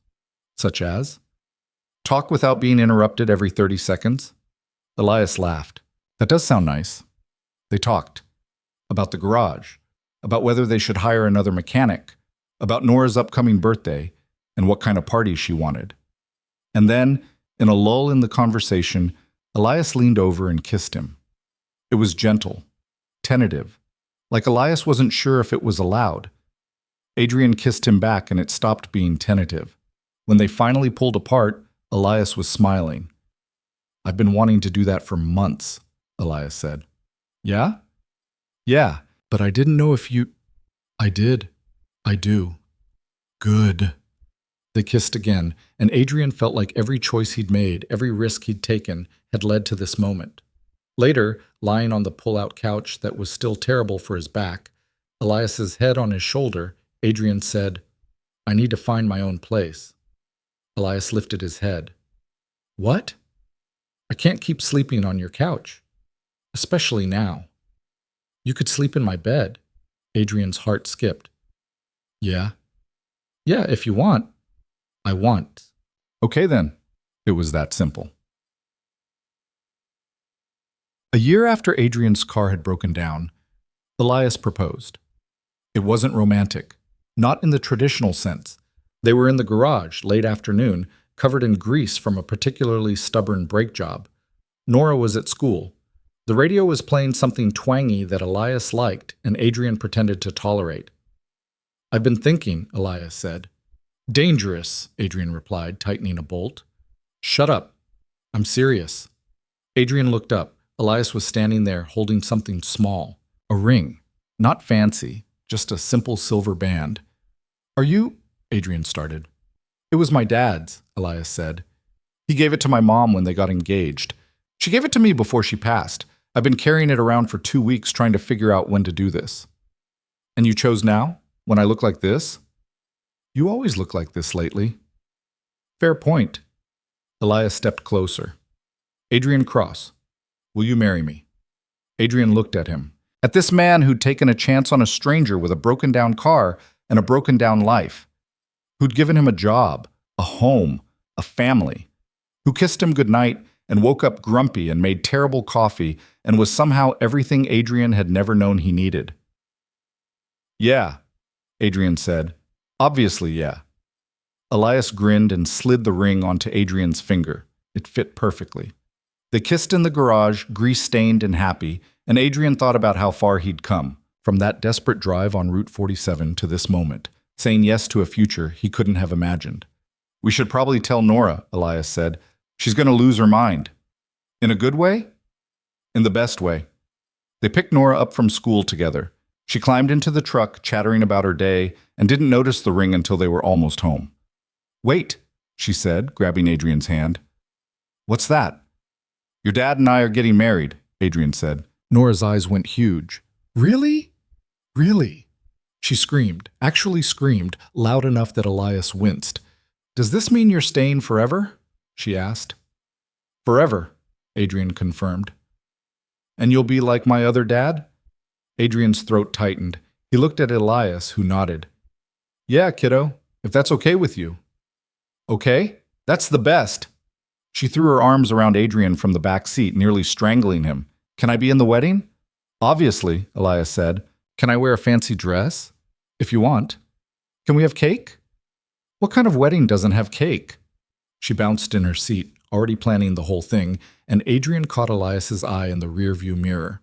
Elias was smiling. That private smile Adrian had learned meant he was happy, really, truly happy. Adrian smiled back. They got married on a Saturday in October, a year and 3 months after Adrian's BMW had died on Route 47. It wasn't a big wedding, just close friends, a few customers who'd become family, and to Adrian's surprise, his mother. She'd called a week before, asking if the invitation was serious. "Of course it is," Adrian had said. "I wasn't sure, given how we left things." "Mom, you're my mother. I want you there." There was a long pause. "I'd like to meet him. Elias. And Nora. Before the wedding, if that's all right." They'd driven to the city the following weekend. Nora had been nervous, which was unusual for her. She'd grilled Adrian with questions the whole way. "What if she doesn't like me?" "She'll like you." "But what if she thinks I'm annoying?" "You're not annoying." "Dad says I am sometimes." Dad's teasing. "But what if—" "Nora," Elias had said from the driver's seat. "You're going to be fine. Just be yourself." "What if myself isn't good enough?" Adrian had turned around to look at her. "You're always good enough. And if my mom doesn't see that, that's her problem, not yours." The meeting had been fine. Awkward at first, Adrian's mother clearly unsure how to interact with a child, Nora uncharacteristically quiet. But then his mother had asked about Nora's drawings, and Nora had lit up, pulling out her sketchbook and talking a mile a minute about her art teacher and the mural they were painting at school. Adrian's mother had listened, actually listened, asking questions, nodding at the appropriate times. With Elias, she'd been more reserved. But she'd shaken his hand, looked him in the eye, and said, "Take care of my son." "I intend to," Elias had replied. Good. It wasn't warm, but it was something. Now, watching his mother arrive at the garage for the wedding, they'd decided to have it right there, where everything had started. Adrian felt a wave of gratitude. She was trying. That was enough. The ceremony was short. No officiant in robes, just a friend of Elias's who'd gotten ordained online. No grand speeches, just simple vows. "I promise to always be honest," Elias said, holding Adrian's hands. "Even when it's hard. I promise to choose you every day. And I promise to make you help with oil changes because that's what marriage is about." Everyone laughed.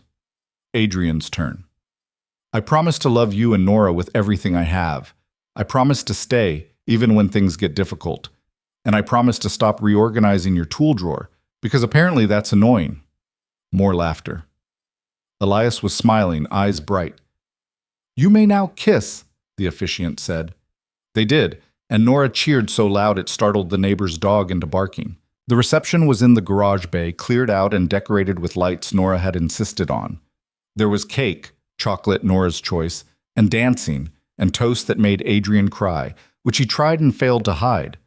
His mother approached him near the end of the night. "It was a lovely ceremony," she said. "Thanks for coming." "I'm glad I did." She glanced at Elias, who was dancing with Nora, her feet on his shoes. "He makes you happy." "He does." "And the little girl, Nora, she's sweet." "She is." His mother was quiet for a moment. I'm sorry, Adrian, for not understanding, for making you feel like you had to be someone you weren't. Adrian hadn't expected that. Mom, I wanted the best for you, but I should have asked what you thought the best was. She met his eyes. I'm proud of you, for figuring it out, for being brave enough to choose yourself. Adrian's eyes stung. Thank you. She squeezed his hand, brief and awkward, but real. Later, after everyone had left and Nora had finally crashed from the sugar high, Adrian and Elias sat on the steps outside the garage, looking at the stars.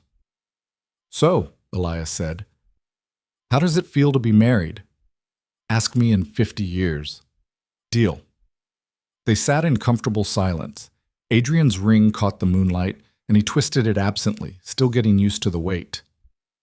Do you ever regret it? Elias asked quietly. Leaving your old life? Not even once. Not even when the septic tank backed up last month. Adrian laughed. Okay, maybe once, but only for like 5 minutes. That's fair. Adrian leaned his head on Elias's shoulder. This is where I'm supposed to be. With you. With Nora. Here. Yeah? Yeah. Elias kissed the top of his head. Good, because you're stuck with us now. Legally binding and everything. Legally binding and everything. Inside, they could hear Nora talking in her sleep, something about cake and elephants. Adrian smiled. A year and a half ago, his car had broken down on a road he shouldn't have been on. He'd been lost, miserable, living a life that belonged to someone else. Now he was married to a mechanic with grease permanently under his fingernails. He managed a small garage in a town most people had never heard of. He helped a 7-year-old with homework and made questionable pizza and slept in a bed that wasn't fancy but was his. It wasn't the life he'd planned. It was better. Come on, Elias said, standing and offering his hand. Let's go to bed. Tomorrow we've got that transmission job, and you promised to help. Did I? You did. Legally binding. That's not how marriage works. It is now. Adrian took his hand and let Elias pull him up. They went inside together, turning off the lights, checking that Nora was covered, navigating the familiar space in the dark. Adrian climbed into bed next to his husband, he'd never get tired of that, and felt Elias's arm come around him. Love you, Elias murmured, already half asleep. Love you too. Outside, the garage sign flickered. It needed fixing. Adrian had been meaning to get to it, casting light and shadow across the parking lot. The same lot where Adrian had first walked up, desperate and lost. The same place that had become home. He closed his eyes and smiled. His car breaking down had been the best thing that ever happened to him, and he'd never looked back. Working at the garage turned out to be harder than Adrian expected. Not the work itself, organizing invoices, setting up a proper booking system, figuring out why the taxes hadn't been filed correctly in 3 years, but the adjustment, going from a corporate law firm where everything was structured and sterile to a small garage where half the filing system was, I think I put that somewhere, took some getting used to. Where do you keep the receipts from last quarter? Adrian asked one afternoon, digging through a drawer that seemed to contain everything except receipts. Elias looked up from the transmission he was rebuilding. Check the blue folder. Which blue folder? The one on the desk. There are 4 blue folders on the desk. Then check all of them. Adrian found the receipts in a shoebox under the desk, mixed in with old registration forms and what looked like a birthday card from 2019. This is chaos, Adrian muttered. It's organized chaos, Elias called back. That's just chaos with better marketing. But slowly Adrian brought order to it. He set up a computer system for appointments, created a spreadsheet for inventory, hired an accountant to sort out the tax mess, which turned out to be less dire than he'd feared, but still required several uncomfortable phone calls with the IRS. The garage started running smoother. Customers noticed. You can actually book online now? Mrs. Patterson said, delighted. That's so modern? It's 2026, Adrian said. Online booking is pretty standard. Not around here it isn't. Elias, you should keep this one. Elias, who was checking her tire pressure, glanced over at Adrian and smiled. Planning on it.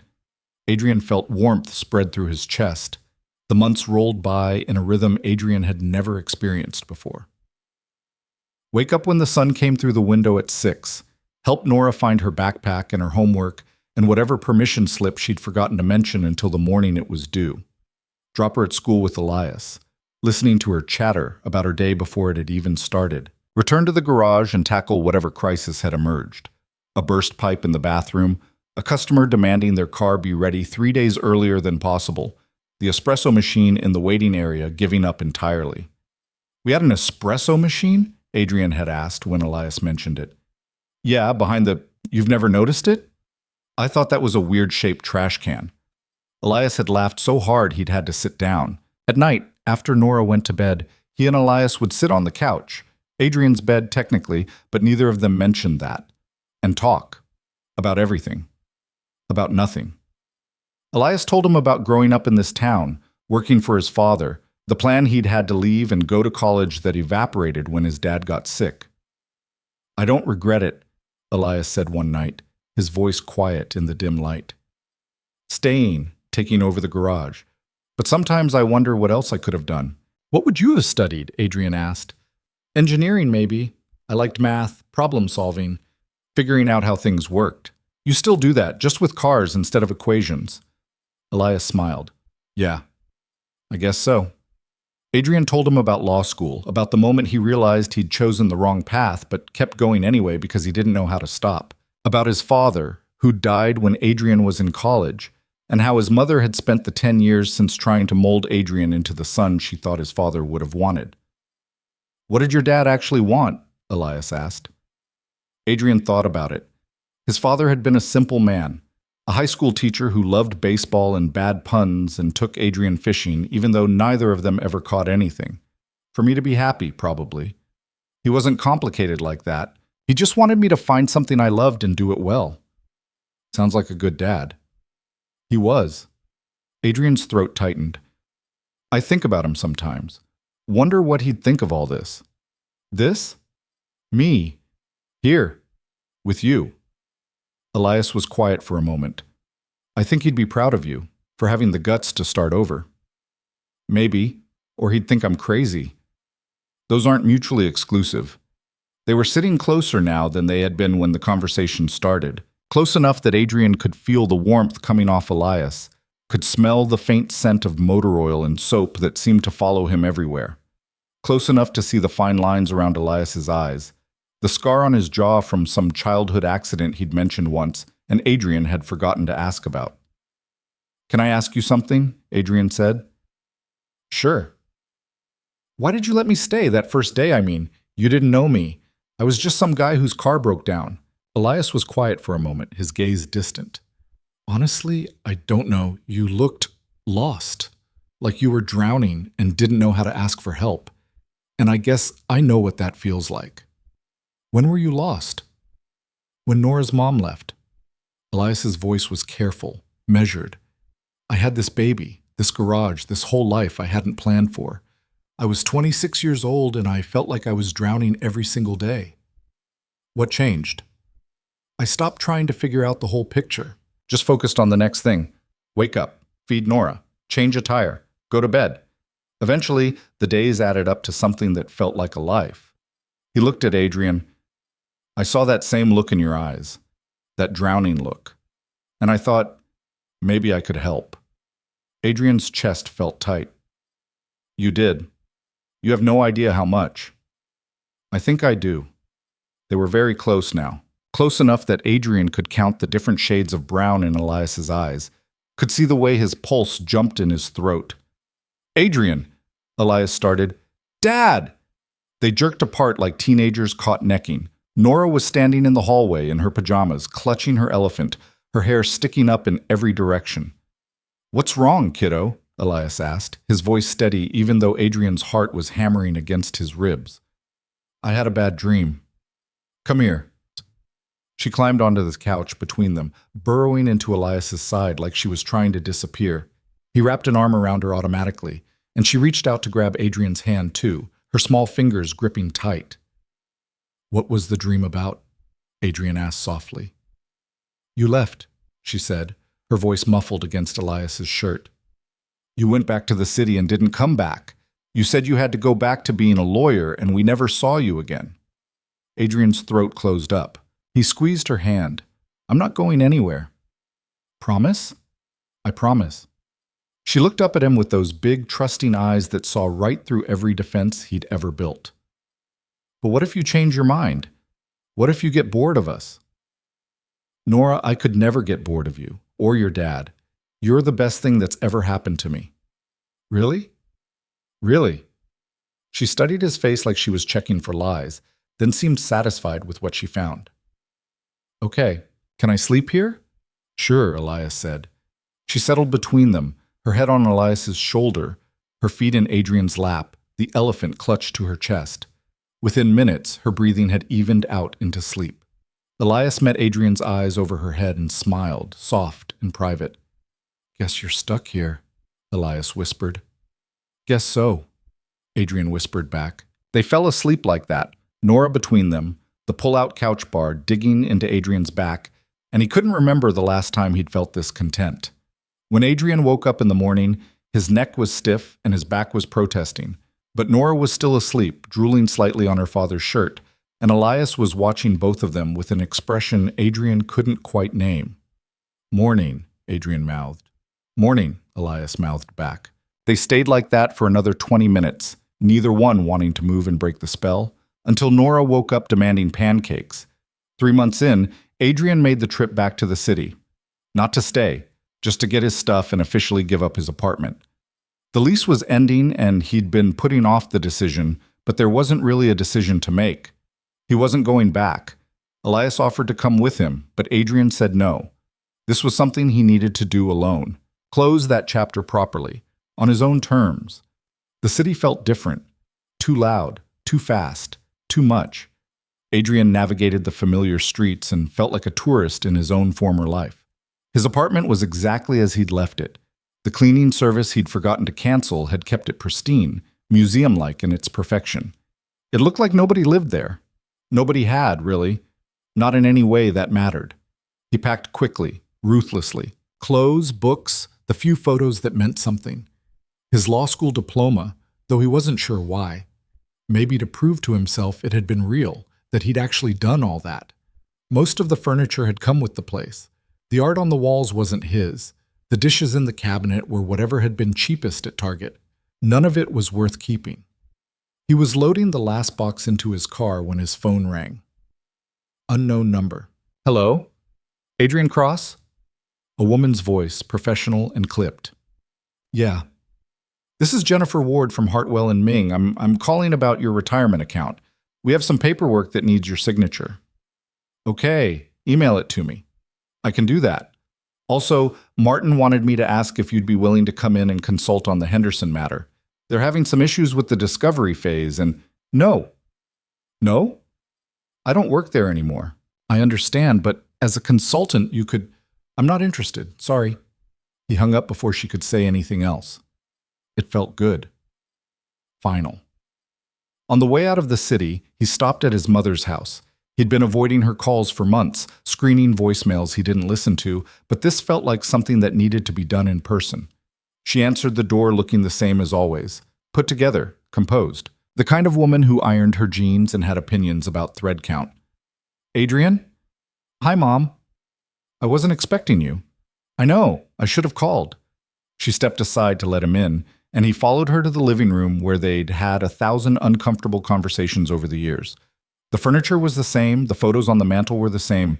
Even the smell, something floral and expensive, was the same. Nothing here ever changed. They sat across from each other, the coffee table between them like a demilitarized zone. I'm not coming back, Adrian said, because there was no point in small talk. To the city, to law, any of it. I just wanted you to know. I assumed as much when you stopped returning my calls. I'm sorry about that. Are you? She folded her hands in her lap, perfectly manicured nails against pale skin. Are you happy with this choice you've made? Yeah, I am. She studied him, and Adrian forced himself not to squirm under her gaze. He wasn't a kid anymore. He didn't need her approval. But some small part of him still wanted it. You look different, she said finally. How? Relaxed. You were always so tense before, like you were waiting for something to go wrong. Adrian hadn't expected that, hadn't realized she'd noticed. I didn't know you paid that much attention. Of course I did. You're my son. She looked down at her hands. I don't understand what you're doing, and I don't approve of you throwing away your career, but if you're happy, I am. Then I suppose that's what matters. It wasn't acceptance, not really, but it was closer than Adrian had hoped for. There's someone, Adrian said, the words coming out before he could stop them. Someone I care about. And his daughter. His mother's eyebrows rose. His? Yeah. She absorbed this information with the same careful neutrality she brought to everything. What's his name? Elias. And you're serious about him? Very. Well? She stood up, smoothing her skirt even though it didn't need smoothing. I suppose I'd like to meet him, someday. When you're ready. Adrian stood too, surprised. Yeah, okay, someday. They didn't hug. They never had been that kind of family, all air kisses and empty affection. But when she walked him to the door, she touched his arm briefly. Be careful, she said, with your heart. I will. I mean it, Adrian. You're jumping into something very quickly, with a man you barely know and a child who isn't yours. I know what I'm doing. Do you? Her eyes were sharp. Because from where I'm standing, you're running from one extreme to another. That's not growth. That's just panic. Adrian felt anger flare in his chest. You don't know anything about it, don't I? I know you. I know how you get when you're scared. You make rash decisions and convince yourself they're brave. This isn't rash. I've been there for months. Months, she repeated. Adrian, you dated Victoria for a year and wouldn't commit to a second drawer at your apartment. That's different. How? Because I didn't love Victoria. The words came out louder than he meant them to. I didn't love her, and I didn't want to love her. But this, Elias, Nora, all of it, this I want. His mother was quiet for a long moment, then softer. Okay. Okay? If you're sure, then I believe you. She paused. But I'd still like to meet them, before you do anything permanent. We're not... Adrian stopped. Were they? He didn't know. Okay. I'll talk to Elias. Good. He left feeling like he'd survived something, like he'd passed some test he hadn't known he was taking. The drive back to the garage felt longer than it should have. Adrian's mind churned with his mother's words. Was he running? Making rash decisions out of fear? No, he didn't think so. For the first time in his life, he was running toward something instead of away from it. That had to count for something. When he pulled up to the garage, it was late afternoon. The bay door was open, and he could see Elias under a car, just his legs visible. The sight made Adrian smile. He grabbed the first box from his car and headed inside. Elias rolled out from under the car, saw Adrian, and sat up. There was a smudge of grease on his cheek, and his hair was a mess, and he looked perfect. Hey, Elias said. How'd it go? Fine. Got everything. All of it fit in your car? That's how little I had worth keeping. Elias stood wiping his hands on a rag. That's kind of sad. Yeah, well, I'm fixing that now. They looked at each other, and Adrian felt the weight of everything unsaid between them.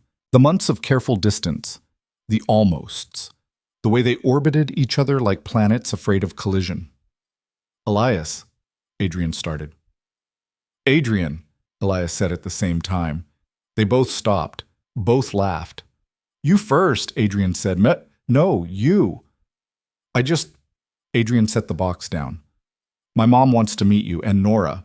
She said she'd like to before we do anything permanent, which I told her we weren't planning on doing, but then I realized I didn't actually know if that was true or not. And, Adrian? Yeah? Breathe. Adrian breathed. Elias stepped closer. Do you want to do something permanent? With you? No, with the mailman. Yes, with me. Adrian's heart was doing something complicated. Yeah, I do. Okay then. Okay? Yeah. Elias reached up and tucked a strand of hair behind Adrian's ear, the gesture so casual and intimate that Adrian forgot how to breathe again. We should probably figure out the sleeping arrangement first, though. That couch is killing your back. It really is. So maybe you could just... Elias trailed off, looking uncertain for the first time since Adrian had met him. Just what? Sleep in my room? With me. Officially. Adrian felt like his chest might crack open.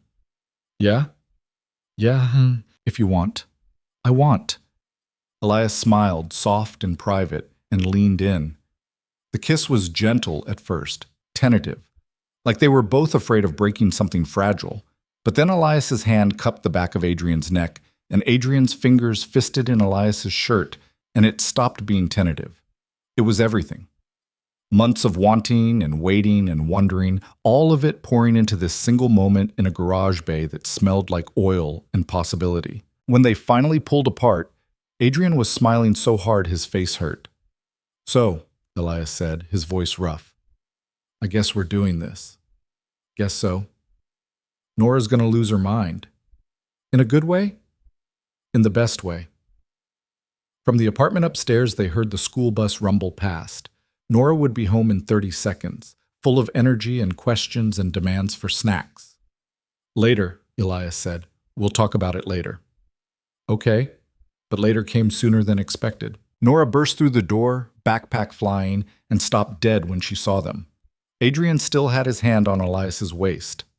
Elias's hand was still on Adrian's neck. There was no hiding what they'd been doing. Finally, Nora shouted. They jumped apart. What? Elias said. I've been waiting forever for you guys to kiss. Mia said it would never happen, but I told her you were just being slow. Adrian felt his face heat. You and Mia talk about us? Duh. You're basically all I talk about. She dropped her backpack and came over, looking between them with barely contained excitement. So, are you boyfriends now? Are you getting married? Am I getting a stepdad? Whoa, slow down, Elias said, but he was smiling. One thing at a time. But you're together now, right? Adrian looked at Elias. Elias looked back. Yeah, Elias said, we're together. Nora threw her arms around both of them, somehow managing to hug them simultaneously despite being 3 feet tall. This is the best day ever. Adrian caught Elias's eye over her head. Elias was grinning, and Adrian felt something settle in his chest, something that felt like coming home. That night, after dinner and homework and Nora's extremely detailed interrogation about what being together meant and whether they were going to be gross and kiss all the time, Adrian moved his stuff into Elias's room. It wasn't much. He still didn't have much. But watching Elias clear out 2 drawers and half the closet, watching him make space without being asked, Adrian felt like he had everything. They lay in bed that night, Elias's head on Adrian's chest, and Adrian ran his fingers through Elias's hair and thought about how far he'd come. A year ago, he'd been miserable, trapped in a life that looked right but felt wrong, drowning. Now he was here, in a tiny apartment above a garage, with a man who fixed cars and a kid who asked a million questions, and he'd never been happier. What are you thinking about? Elias asked. How my car breaking down was the best thing that ever happened to me. Elias laughed. That's the weirdest meet-cute ever. Meet-cute? Yeah, the story of how we met. Most people have something romantic. We have a fuel pump failure. I like our story. Yeah? Yeah.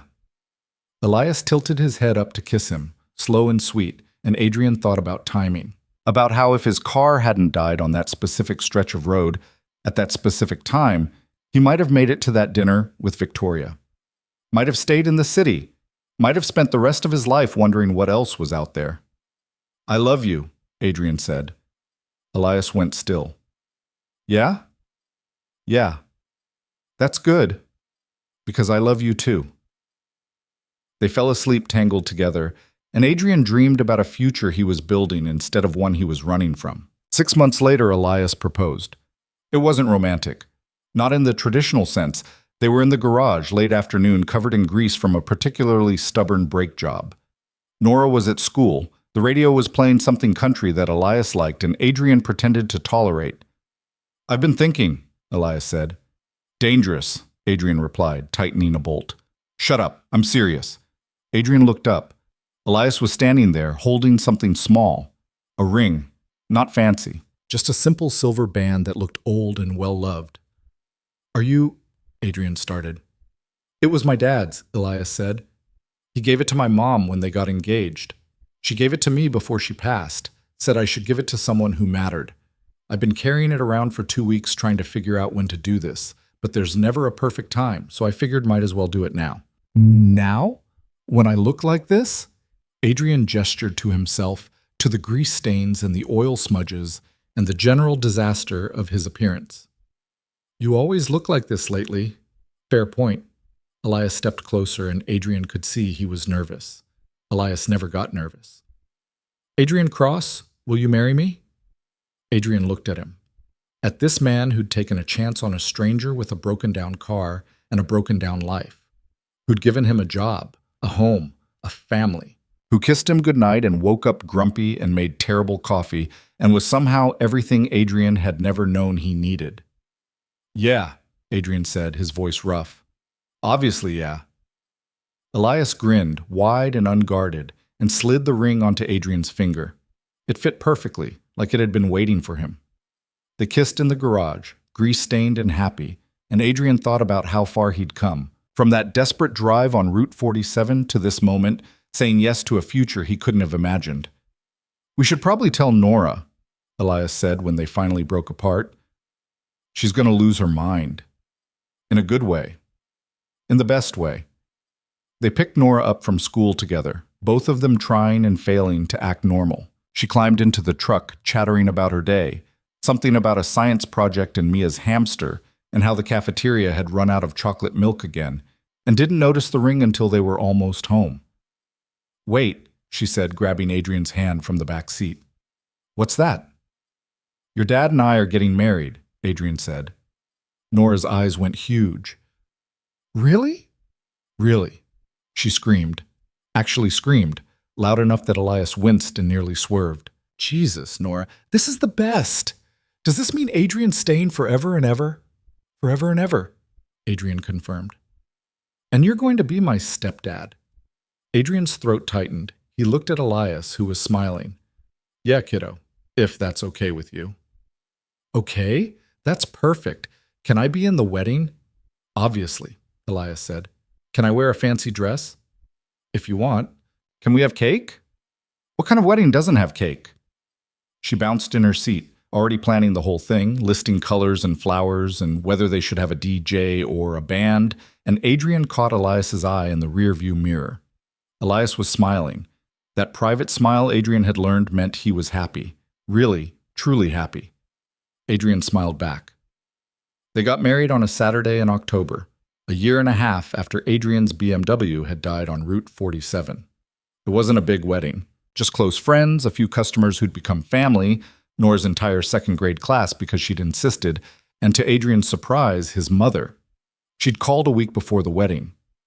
Is the invitation serious? She'd asked without preamble. Of course it is. I wasn't sure, given how we left things. Mom, you're my mother. I want you there.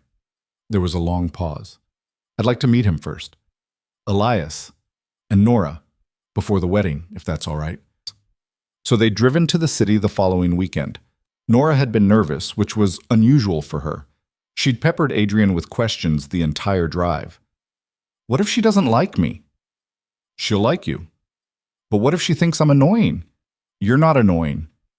Dad says I am sometimes. Dad's teasing. But what if, Nora, Elias had said from the driver's seat. Just be yourself. That's all you can do. What if myself isn't good enough?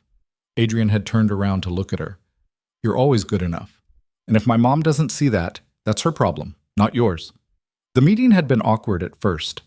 His mother clearly wasn't used to children, standing stiffly in her perfect living room while Nora looked around with wide eyes.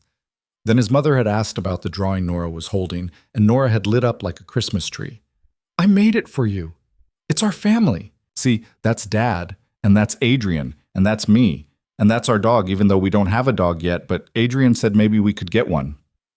His mother had taken the drawing, studying it carefully. This is lovely. Thank you. You can hang it on your fridge if you want. That's where we hang the good ones. I'll do that. And she had. Adrian had seen it later, held up with a magnet, the only childish thing in her pristine kitchen. With Elias, she'd been more reserved but polite. They'd shaken hands, talked about the garage, about Adrian's transition. She'd ask good questions, listen to the answers. It wasn't warm, but it was genuine. As they were leaving, she'd pulled Adrian aside. "He's good for you," she'd said quietly. "I can see it. You're lighter than I've seen you in years." "He is. And the little girl, Nora, she's special." "She is." "Then I'm happy for you." She'd paused. "I'm sorry, Adrian, for not understanding, for making you feel like you had to be someone you weren't." Adrian hadn't expected that. "Mom, I wanted the best for you, but I should have asked what you thought the best was. I'm proud of you for having the courage to choose yourself." His eyes had stung. "Thank you." She'd squeezed his hand, brief and awkward, but real. "I'll see you at the wedding."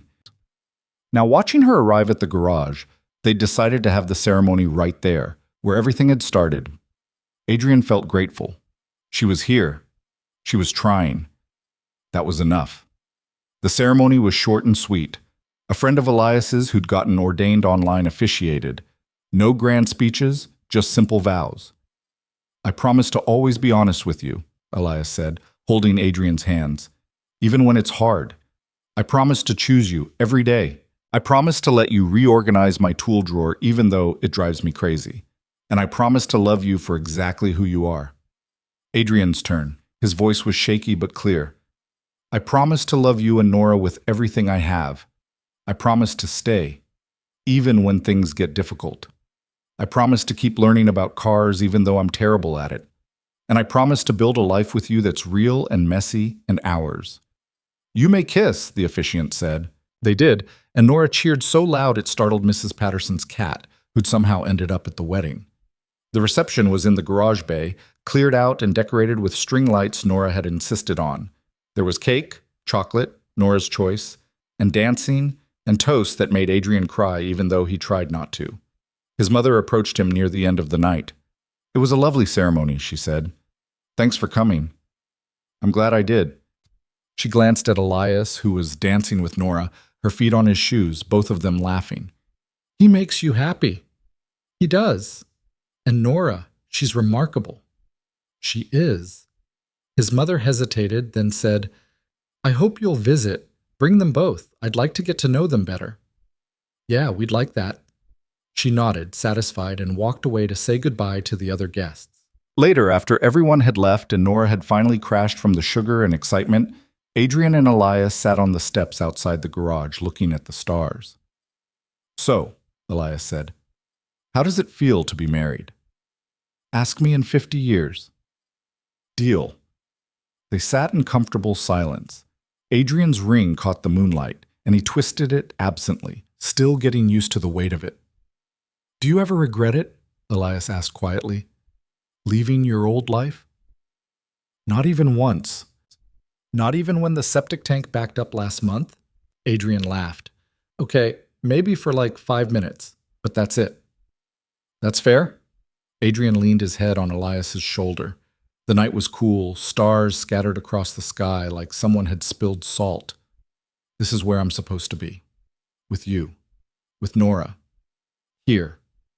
"Yeah?" "Yeah." Elias kissed the top of his head. "Good. Because you're stuck with us now. Legally binding and everything. Legally binding and everything." Inside, they could hear Nora talking in her sleep, something about cake and purple elephants and being a flower girl. Adrian smiled. A year and a half ago, his car had broken down on a road he shouldn't have been on, heading toward a life he didn't want. He'd been lost and miserable, living a life that belonged to someone else's dream. Now he was married to a mechanic with grease permanently under his fingernails. He managed a small garage in a town most people had never heard of. He helped an 8-year-old with homework and made questionable pizza, and slept in a bed that wasn't expensive but was theirs. It wasn't the life he'd planned. It was so much better. "Come on," Elias said, standing and offering his hand. "Let's go to bed. We've got that engine rebuild tomorrow, and you promised to help." "Did I?" "You did. Legally binding now, remember? That's not how marriage works." "It is in my marriage." Adrian took his hand and let Elias pull him up. They went inside together, turning off the lights, checking that Nora was covered. She was, buried under 3 blankets and surrounded by stuffed animals, and navigating the familiar space in the dark. Adrian climbed into bed next to his husband, he'd never get tired of that word, and felt Elias's arm come around him, solid and real. "Love you," Elias murmured, already half asleep. "Love you too." Outside, the garage sign flickered. It still needed fixing. Adrian kept meaning to get to it, casting light and shadow across the parking lot. The same lot where Adrian had first walked up, desperate and lost, and wearing shoes that cost more than most people's car payment. The same place that had become home. He closed his eyes and let sleep pull him under, content and complete. His car breaking down had been the best thing that ever happened to him, and he'd never looked back.